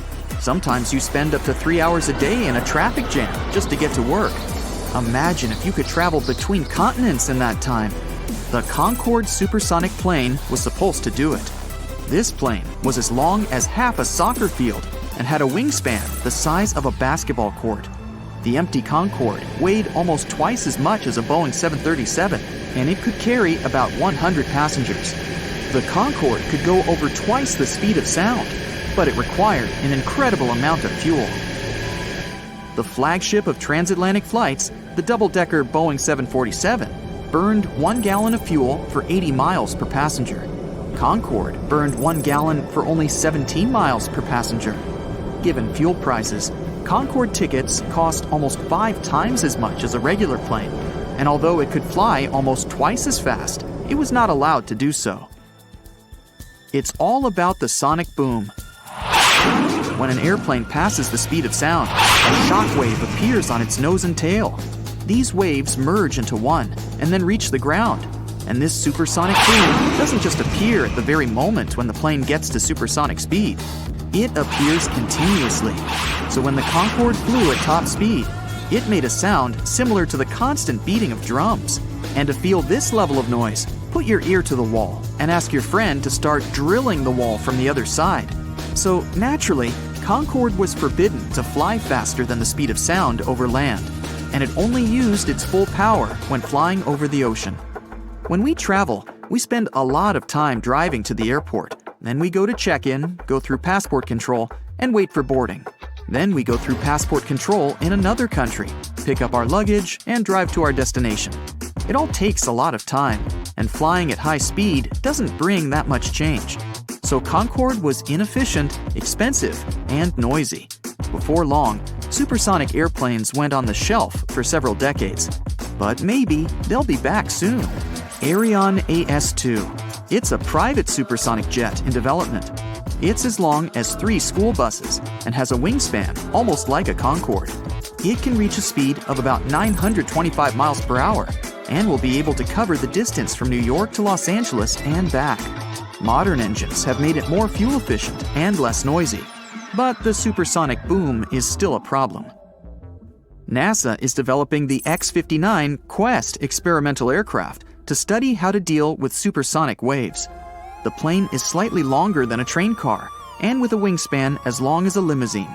It's expected to fly at 940 miles per hour at an altitude of 55,000 feet. That's 1.5 times higher than conventional commercial airplanes fly. Its narrow shape and small wings near the cockpit should prevent sound waves from appearing, and the long distance to the ground should give the sound waves time to slow down. Engineers expect the volume of the supersonic boom on the ground to be about 60 decibels. That's 1,000 times quieter than Concorde, and it won't feel like a drill behind a wall, but like the noise of a washing machine. If engineers solve the problem of loud noise and allow the planes to fly at supersonic speeds above the ground, they'll be able to fly from New York to Los Angeles in 2.5 hours instead of 6 hours of a regular flight. The price of an aircraft like the Aerion AS2 will start at $120 million. That's 12 times more than a Cessna CJ4, for example, which uses less fuel and can take just as many people on board. But the huge Airbus A320 has been known to be bought as a private jet for $500 million. So if your time is valuable and you want to spend less time in the air, you can buy yourself a supersonic plane. The next supersonic passenger candidate is the Spike S512 supersonic business jet. It's a twin-engine airplane almost as long as a Boeing 737 with a 58-foot wingspan. And it's much faster than the Aerion AS2. The Spike has a top speed of about 1,100 miles per hour. That's 450 miles per hour faster than conventional planes. The manufacturers promise that the aircraft can travel from New York to London in 3 to 4 hours, New York to Tokyo in 6 hours instead of 12, New York to Alaska in 3 hours instead of 6, and New York to Dubai in 6.5 hours instead of 12. The V-shaped wings and the long, narrow fuselage make it possible. Another important aerodynamic feature is the lack of portholes. Not to make passengers sit in the dark, there are TV panels all around the interior. These screens will show images from the cameras around the aircraft. So you'll see the same view you could see from an airplane window. But the Spike can only hold 18 passengers. This is where boom technologies come in. The airplane is very similar to the Concorde with its wings and long fuselage. It can hold up to 55 passengers. 2 engines are placed on the wings, and 1 more is in the tail. They will propel the plane to more than 1,100 miles per hour. These are turbofan engines, like conventional airplanes, so they won't use afterburners, and they won't make much noise. An afterburner is used in engines to create extra thrust. The fuel may not burn completely in the engine, and the exhaust gas can still burn. So it's ignited again, and you can see the fire just behind the airplane's engine. With engines like that, it would be 25% of the cost of maintaining this airplane over the Concorde. A new version of this plane might be able to carry 68 to 88 passengers. Boom makers expect ticket prices to be the same as a regular business class flight. So far, supersonic airplanes make too much noise, so they can only use all their power over water. Considering that there are about 1,750 flights every day over the Atlantic Ocean alone, supersonic planes can save time for travel. If you're looking for a plane that will fly completely silently, then you should take a look at electric planes, such as the Eviation Alice. It's a private plane that's equipped with 3 electric engines. It takes off and lands without the noise of fuel-burning engines and doesn't need long runways. So airports for private planes can be located right in the center of the city. It would significantly reduce travel time to the airport. Also, Eviation Alice is incredibly cheap to maintain. $200 for an hour of flight time compared to $1,000 for the same time in traditional private jets. The disadvantages of this plane are speed and range. On a single charge, the Eviation Alice can travel about 620 miles. That's like flying from New York to Detroit.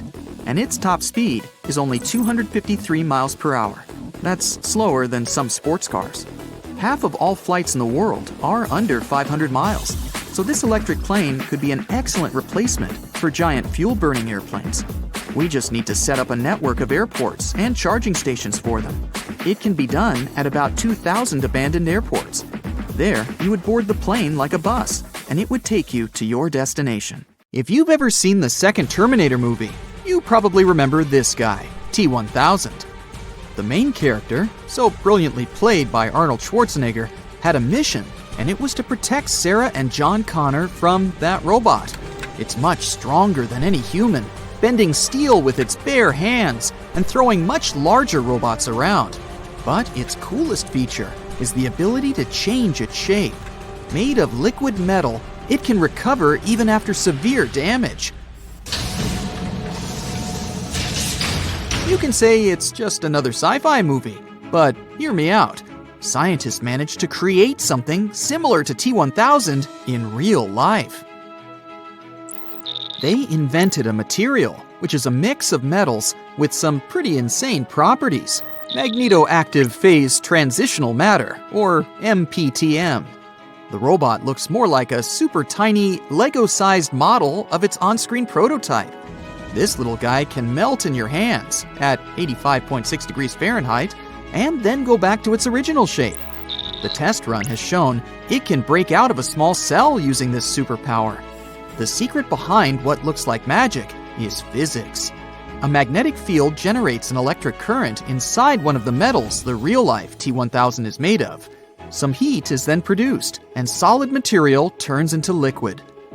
The tiny robot can also show some other talents under the influence of magnetic fields. It can jump 20 times its height, rotate at 1,500 revolutions per minute, and develop some impressive speeds. Do you feel like you need this little guy in your life? Well, you can't buy the original yet, but you can still get yourself a Terminator action figure or building kit.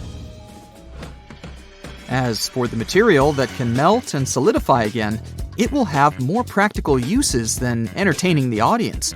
Imagine a tool that can reach even the tightest corners. You turn it into its liquid form. It enters the hole and then becomes solid again and seals it. Sounds like any engineer's dream. It can also serve as a welder on an LED circuit because gallium, the metal it's made of, is a great electricity conductor. And it could potentially save lives by delivering meds and removing foreign objects from patients' organs. MPTM isn't the first material that will make Terminator fans say, "Wait, I've seen it somewhere before." Meet nitinol.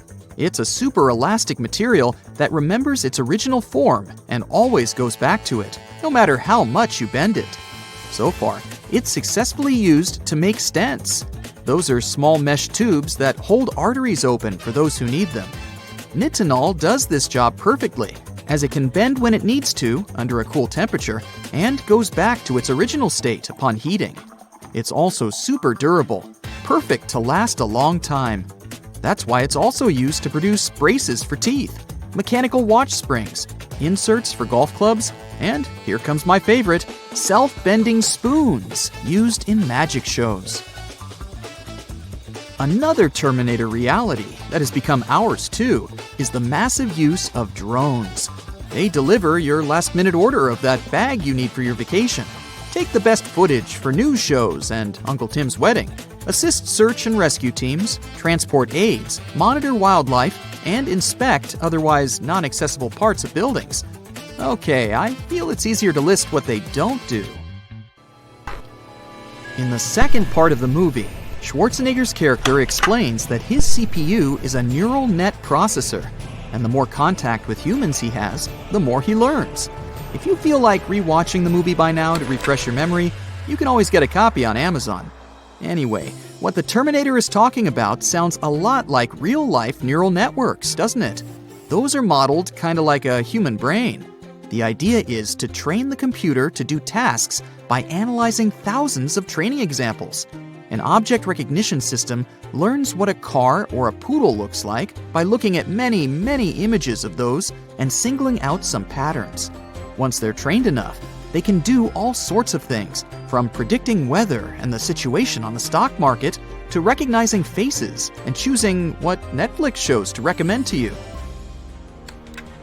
It all sounds good, but admit it, the coolest thing in the movie is those scarily human-looking robots.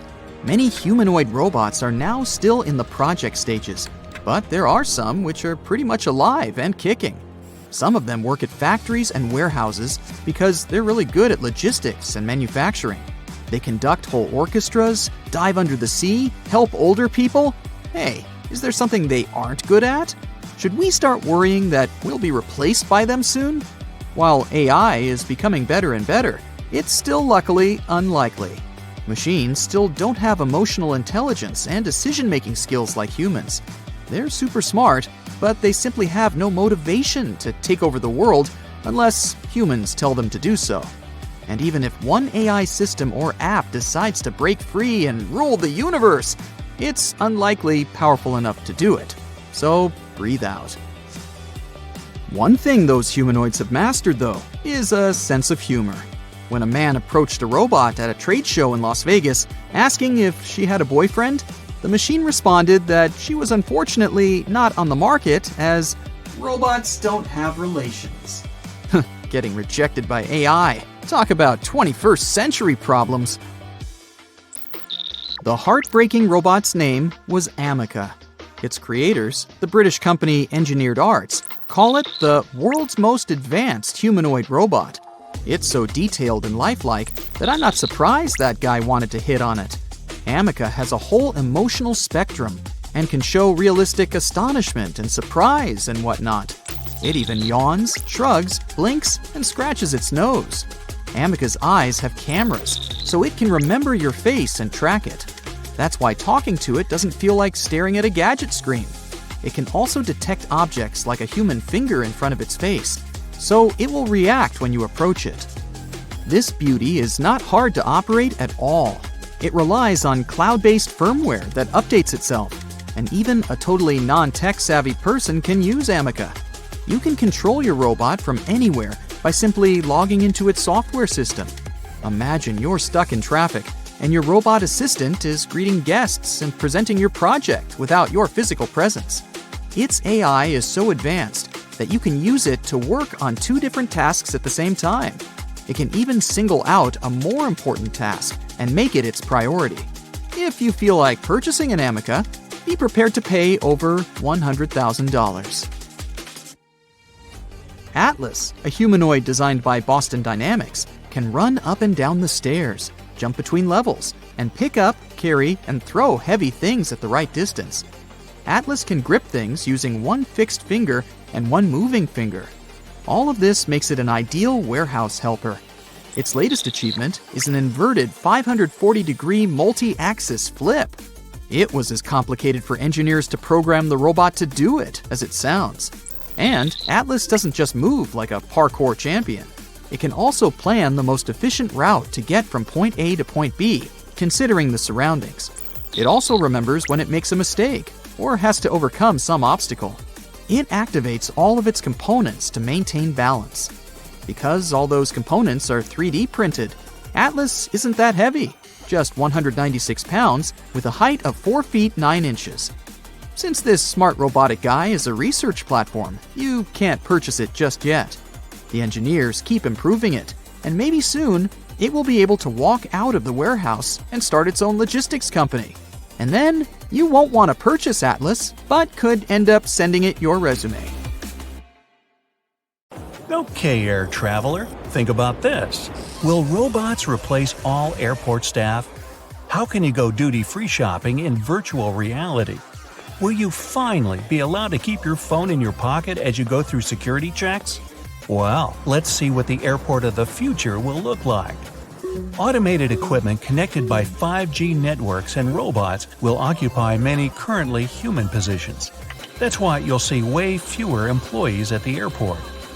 Socially aware robots will figure out your native language. They'll guide you through the airport to your gate or a place to eat. They might even recommend the best sites in the area, depending on your interests, or a good hotel to fit your budget. Cleaning robots will use built-in mapping technologies and an object avoidance system. It'll help them choose the most efficient path and keep the airport perfectly clean.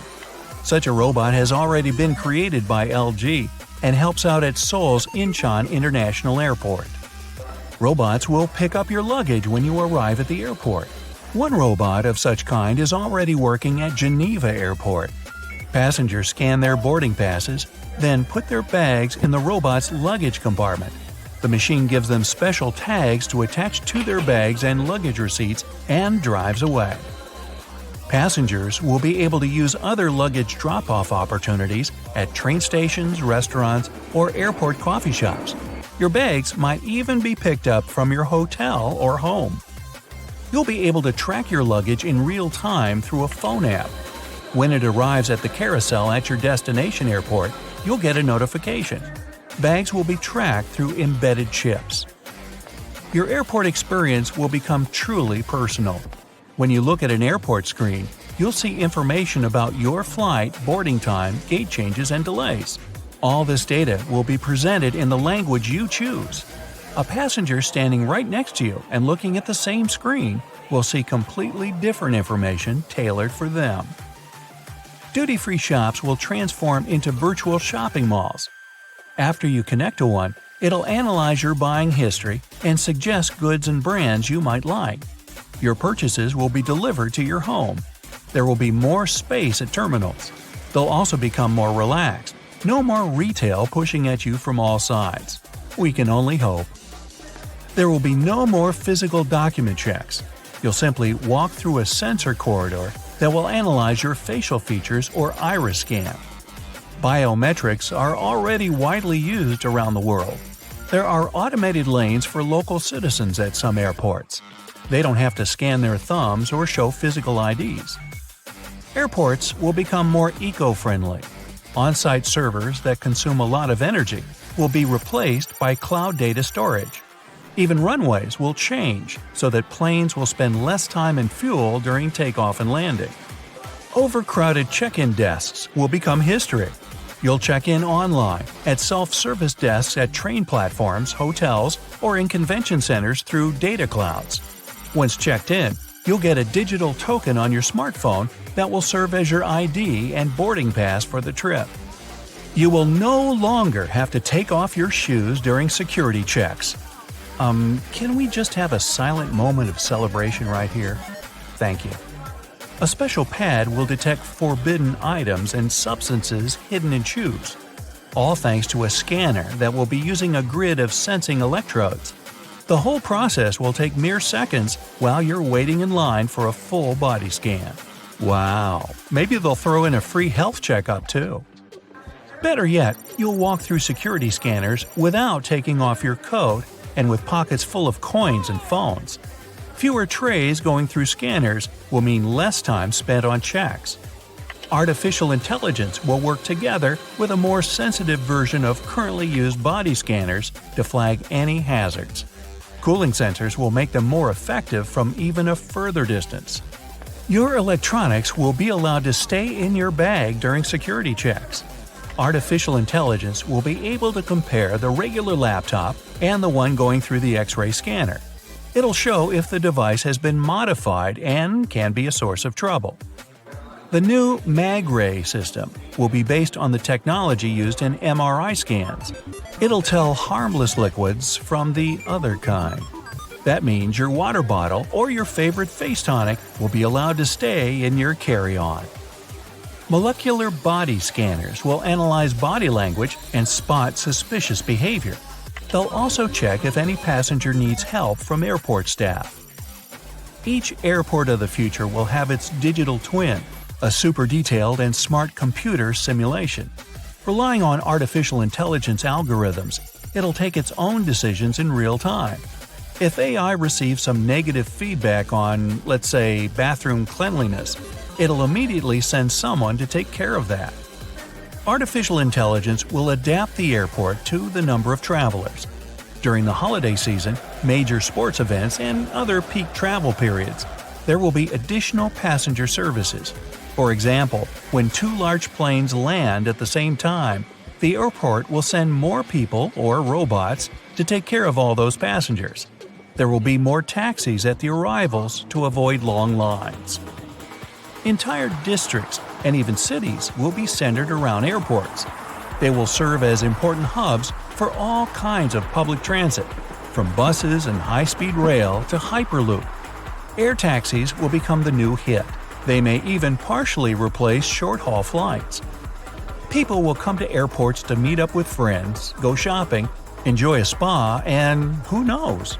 It already happens at Singapore's Changi Airport. It has a 5-story air-conditioned garden, the world's tallest indoor waterfall, and canopy mazes. The airport's business, dining, and shopping facilities include a Pokemon Center and a hotel with 130 rooms. There will be no more parking areas taking up too much valuable land. Car sharing is already a huge thing, and self-driving cars will also become popular soon. They will drop passengers off and move on to the next destination. If you still decide to use your own car, you'll have to park it further away from the airport. Airport and airline apps will provide up-to-date information on weather conditions, air traffic, gate numbers, and even security check and taxi wait times. Special apps will also allow passengers to do some online shopping or order food and have everything delivered to the gate. The same apps will also help submit your immigration documents, check into a hotel, or rebook a flight. Leaving highly automated airports of the future, passengers will board much faster, lighter, and sturdier planes. Some experts say aircraft will have amphitheater-style cabins with no windows at all. Real-time footage of what's going on outside will be projected on plane walls instead. They might even broadcast sunrises or sunsets to make it easier for passengers to deal with jet lag. Another concept is individual cabins placed on top of each other. They'll have a bed inside and an entertainment system controlled from your smartphone. A sound system might be built into your seat, providing you with movie theater sound quality. Some planes might have transparent domes for passengers to walk under and enjoy the views while in the air. Hey, how about transparent floors so you can see what's under you? No, that would just scare the bejeebers out of everyone. Never mind. New generation planes will definitely be more eco-friendly. They'll slowly switch from gas to electricity. This is still a faraway perspective, though. In the meantime, biofuel is a healthy solution. Meal trays will be greener, too. Their base will be made from coffee grains. Spoons and forks will be produced from coconut wood. Pressed banana leaves will be used as salad pods. And desserts will be served in waffle cones. When the electric aircraft becomes a reality, the shape of the plane will change a lot. It will look more like a bird's wing. That's a champion in aerodynamic efficiency. So, if you were to write a sci-fi novel, Would you depict robots as enemies of humanity or friends? Or is it even possible to befriend robots? Well, ask Will Robinson. Meanwhile, I'm here to answer all your questions surrounding what our relationship with them will look like in the future. Let's take it all the way back from the importance that having friends plays in our lives and why, as human beings, we definitely need friendship. As of today, it's been proven again and again that romantic relationships improve our health and even help us live longer. And despite the fact that historically they've been treated as less valuable than romantic and family relationships, now we know the same goes for friendships. Part of this is actually due to the overlaps between mental and physical health. That is, if you're being socially active, it's most likely you're being physically active as well. But it also has a lot to do with the brain. For instance, several studies that have used functional magnetic resonance imaging to study patterns of brain activity show that interaction with friends leads to heightened activity in the striatum, which is a region involved in reward. And in one study, researchers found that when participants were given the opportunity to share money with a friend or a disliked, neutral, or unfamiliar person, reward regions were most active when they chose their friend. So it's no wonder individuals with a strong sense of connection to their friends tend to have longer and healthier lives. It's as if they're always being rewarded. But to be more specific about what health benefits valuable friendships provide, well, first of all, they put you at a lower risk for hypertension. In addition, they help you sleep better, as well as heal faster. And the more friends you have, the better. Having a wider variety of social relationships may even enhance your ability to ward off a cold. However, when you have to spend time alone and not by choice, your white blood cells change their behavior, which leads to more inflammation and a weakened immune response. On top of all this, friends not only help your physical health, but your mental health as well. According to one research, there's a link between the time you spend with friends and whether the brain later processes rejection as threatening. Those who had spent more time with friends show less sensitivity to social exclusion.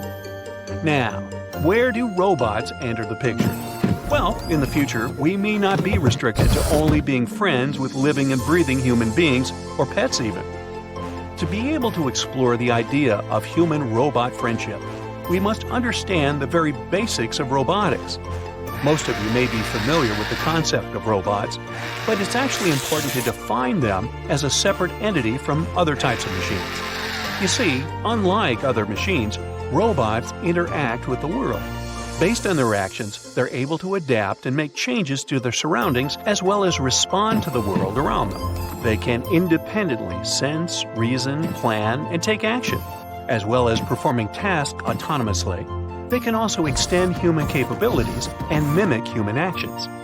The field of robotics traditionally centers on creating robots to perform simple or repetitive tasks, as well as tasks with hazardous conditions for humans. Yet, thanks to the development in machine learning and artificial intelligence, there is a measurable increase in human-to-robot interactions. There are some reports which suggest that the number of robots around the world could reach 20 million by 2030. And that can only mean we'll be exposed to more and more robots in our everyday lives.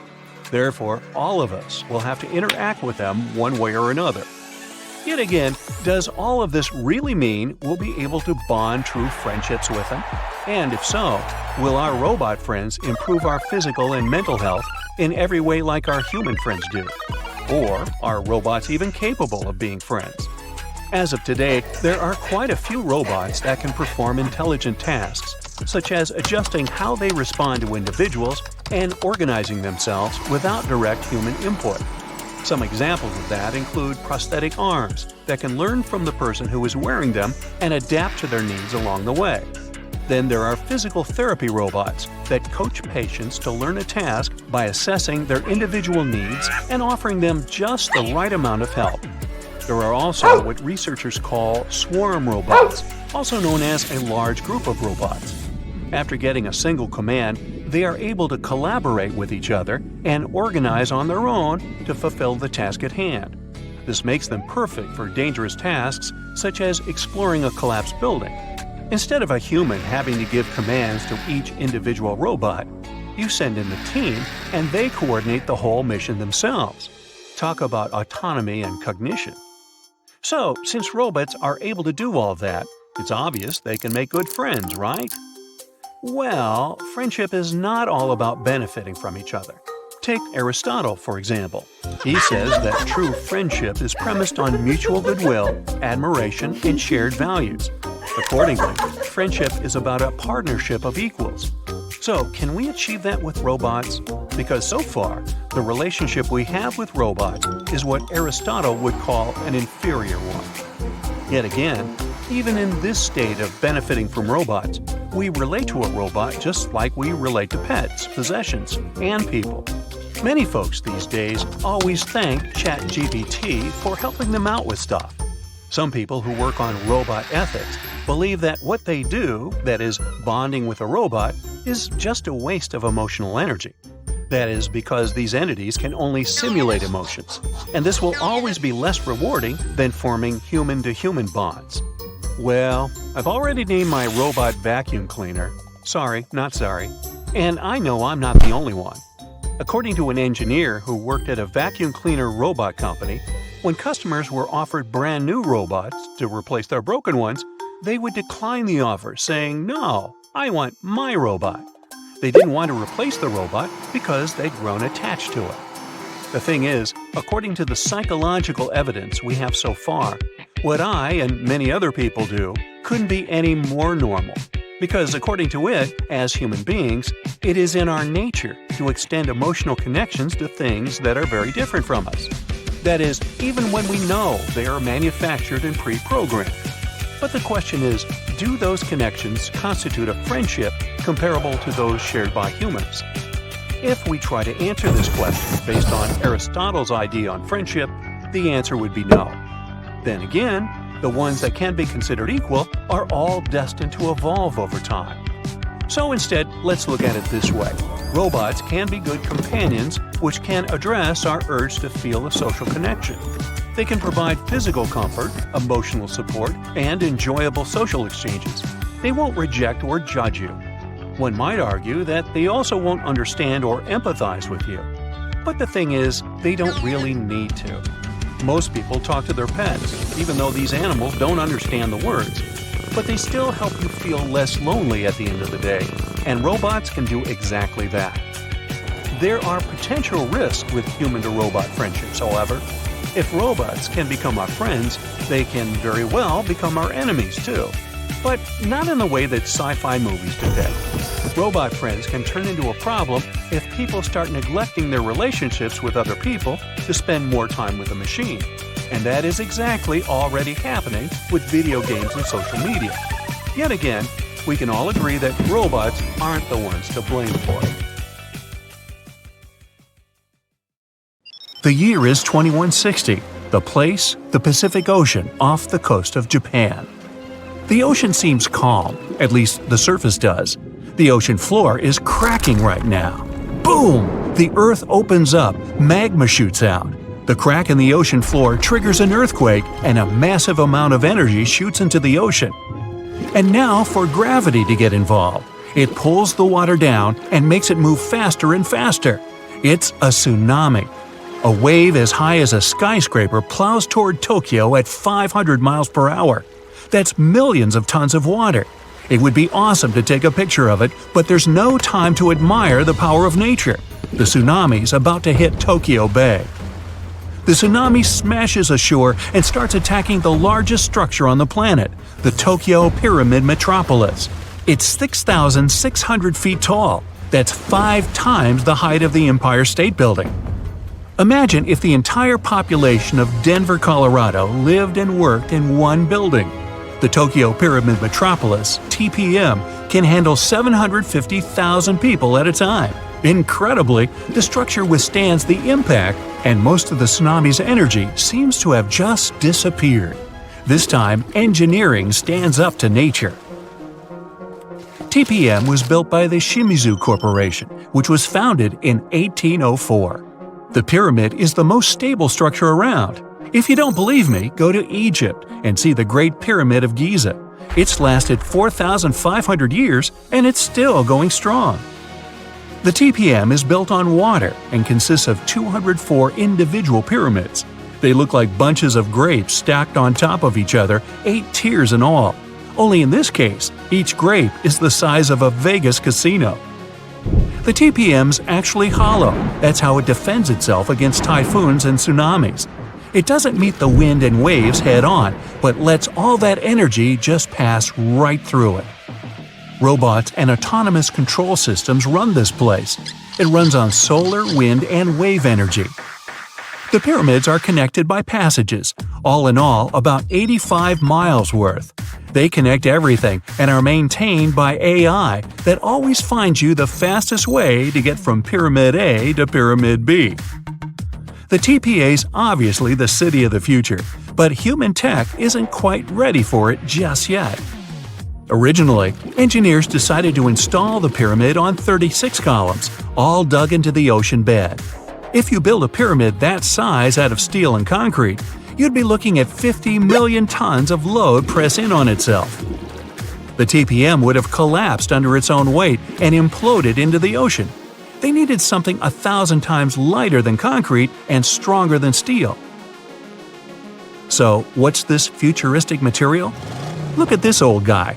It's the first car on the planet with an internal combustion engine. It hit the road in 1885. And this is the first artificial satellite that humans launched into space. It only took an evolutionary blip to go from the first horseless carriage to our first flight into space. That TPM's not looking so ridiculous. Hey, we can do anything. The solution is carbon, and it's everywhere. It's the rod in your pencil and the diamond in your crown or ring or industrial drill. But we don't just need ordinary carbon, we need graphene. It's a type of carbon we can make nanotubes out of. They're thinner than a human hair, but 400 times stronger than steel. And most importantly, they're light. Nanotubes aren't affected by chemicals, oxygen, or water. Perfect for the TPM. That's just a fancy way of saying the thing's not going to rust. Shimizu has plans for a power station on the moon, an underwater city, transforming the Sahara Desert into a huge oasis, and much more, but they aren't the only ones changing the planet. The Netherlands is the size of 2 New Jerseys, and about 30% of it is below sea level. To protect their country from water, the Dutch built dams, lots of them. But that's just defense. In 1986, they decided to go on offense and take back some of the land from the sea. The first dam was 19 miles long. It basically turned a bay into a lake. The second dam sealed the deal. After 42 years of work, the Netherlands got itself a whole new province larger than Los Angeles. Humans have done the same thing all over the world, like in Hong Kong, the Philippines, Italy. Hey, take that, water! What about building stuff on land that's already land? Before NASA's missions to Mars, the most expensive project in history was the construction of the interstate highway system in the United States. It took about 35 years to finish. In today's money, it cost about $530 billion. All that cash bought 46,000 miles of road. That's almost 2 times around the globe. There are over 270 million vehicles in the U.S., more than Japan, Brazil, India, and Germany combined. But in terms of sheer effort, the roads of Rome were way more impressive. Over 2,000 years before the first automobile, the Romans built a huge network of roads, 50,000 miles long. They connected Ireland with Egypt and Turkey with Spain. The roads were pretty safe, and travelers could stay in hotels, dine in cafes, or mail a letter at the nearest post office.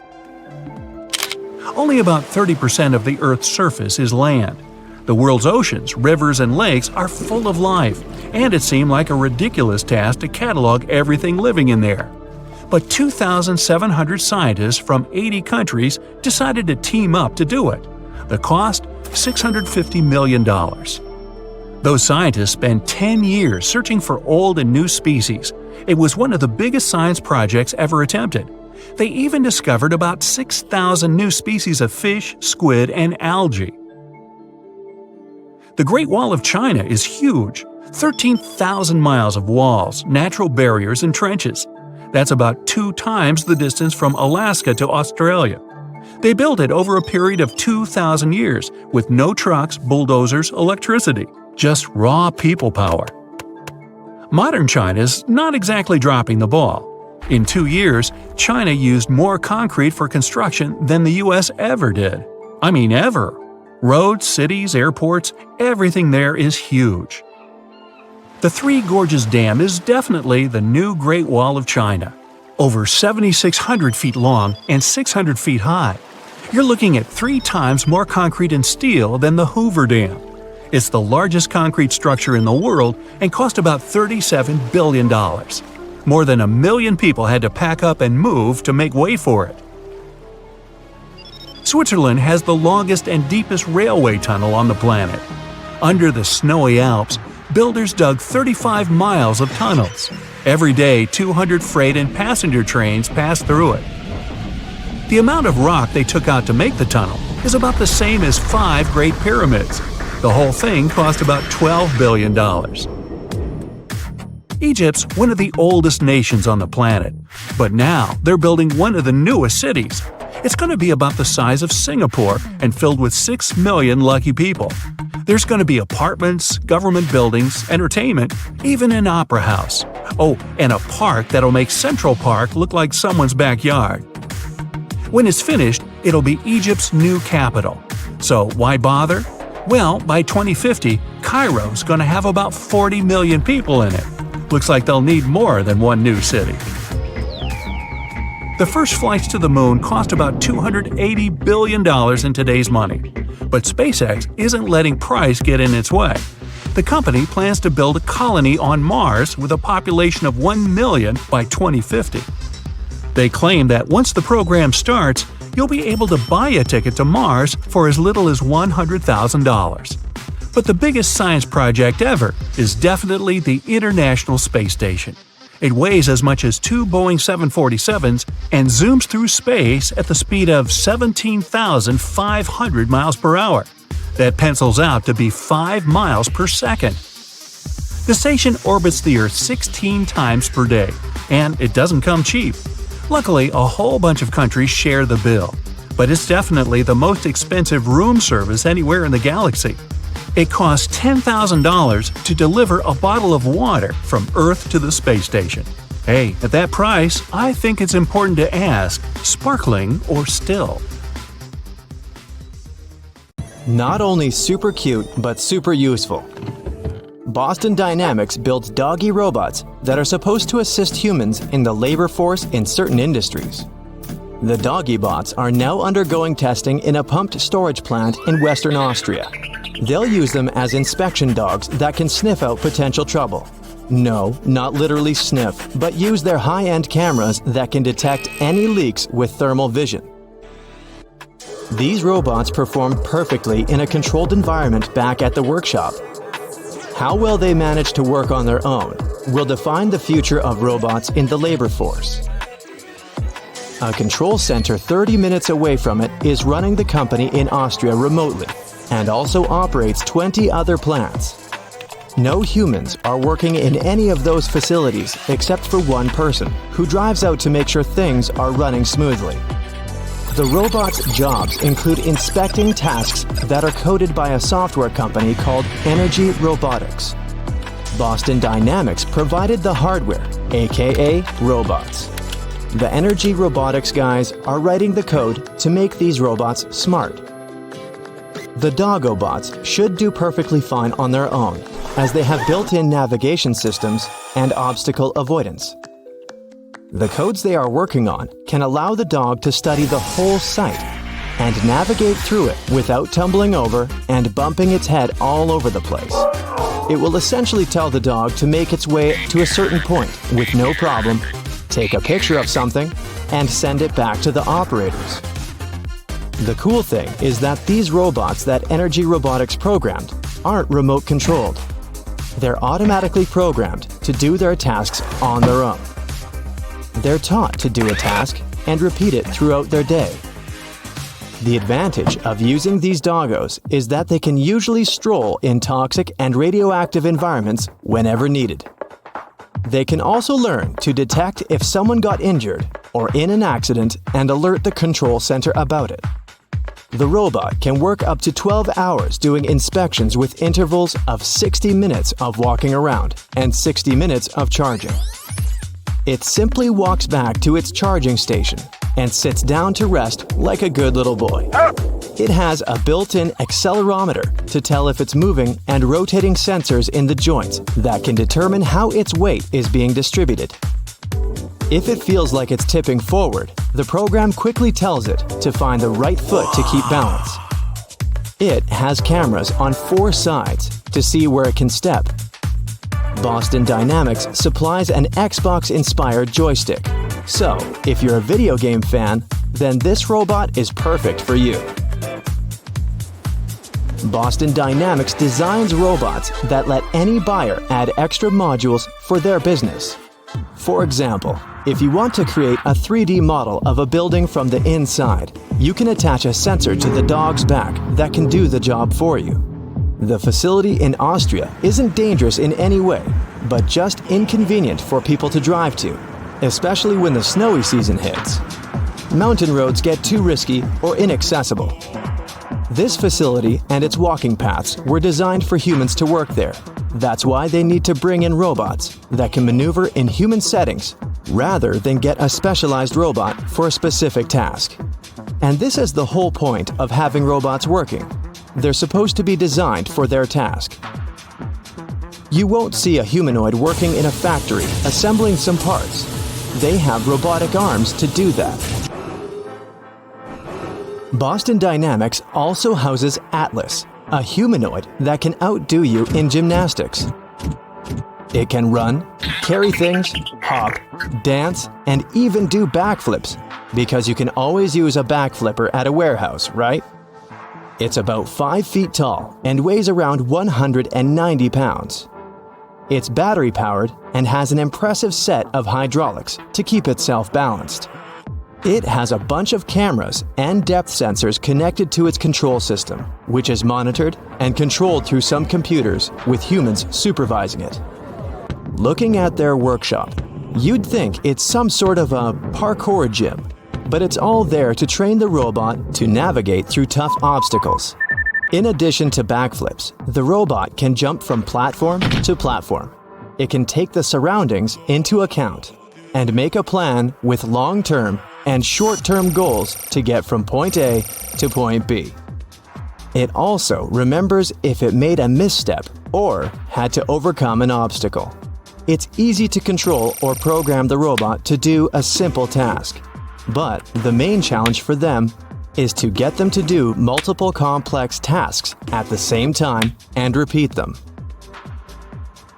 Atlas moves all its components to maintain balance, especially when doing something complex, like a backflip. It can hop over an obstacle and use its arm to control itself and make it easier to land. It's a tedious job to monitor it and see it fall all the time. But that's how the engineers make it perfect. They also teach it to stand on its own when it falls down on its face. There's a team dedicated to building the software so that you can see what it can do via programming. The hardware team is responsible for creating upgrades for Atlas. The technicians debug and repair anything that breaks. The operations team repairs the obstacle course whenever a robot crashes into something, and also studies the layout for the robot to perform a demonstration or a run. Engineered Arts released the most realistic and expressive robot on the market at the end of 2021. The company is known for creating humanoid robots for entertainment, science centers, theme parks, and businesses. They named it Amica, and it's enough to make your skin crawl. It's so detailed and lifelike, it totally looks like a real human waking up from a deep sleep. They picked the gray color for it to avoid any controversies and make it gender neutral. Unlike Atlas, which essentially has no face, Amica feels like a real person when you're looking or talking to it. It has a variety of expressions that are eerily accurate to ours and doesn't rely on speech as its main strength. For the engineers and designers, the whole point of a humanoid is to make it run smoothly and avoid being too much like a robot.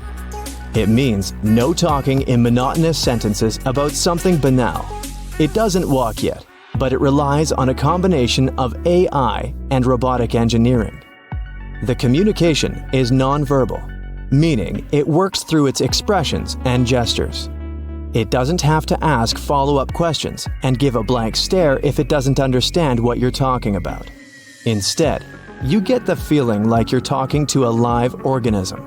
The AI is programmed to use vision system operations, face recognition, speech recognition, and voice cloning. It makes Amica stand out from lifeless phones and gadgets. The smart guys designed a cloud-based firmware that can be updated with software repairs and features, so you don't have to be tech-savvy at all to use it. With this software design, you can change the robot's behavior from anywhere in the world. You can access the software called Tritium from a web browser with a simple login. You can spice up your Amica while driving to work, address an audience remotely, and see the system diagnostics from Engineered Arts. The robot's AI is so advanced, you can use it to work on 2 different tasks at the same time. It will even understand which task is more important and which one can wait. Besides the software at the top of its game, the hardware is equally impressive with built-in sensors, cameras, and position encoders. You can see the sensor interface as it goes on in real time from your device and monitor the response time and interactions. It looks good and is easy to read. The good news is that you can get your hands on one of these robots since it's out for the public. The bad news is that it costs more than a car. They're selling those for more than $133,000. Guess I'm not buying myself an Amica anytime soon.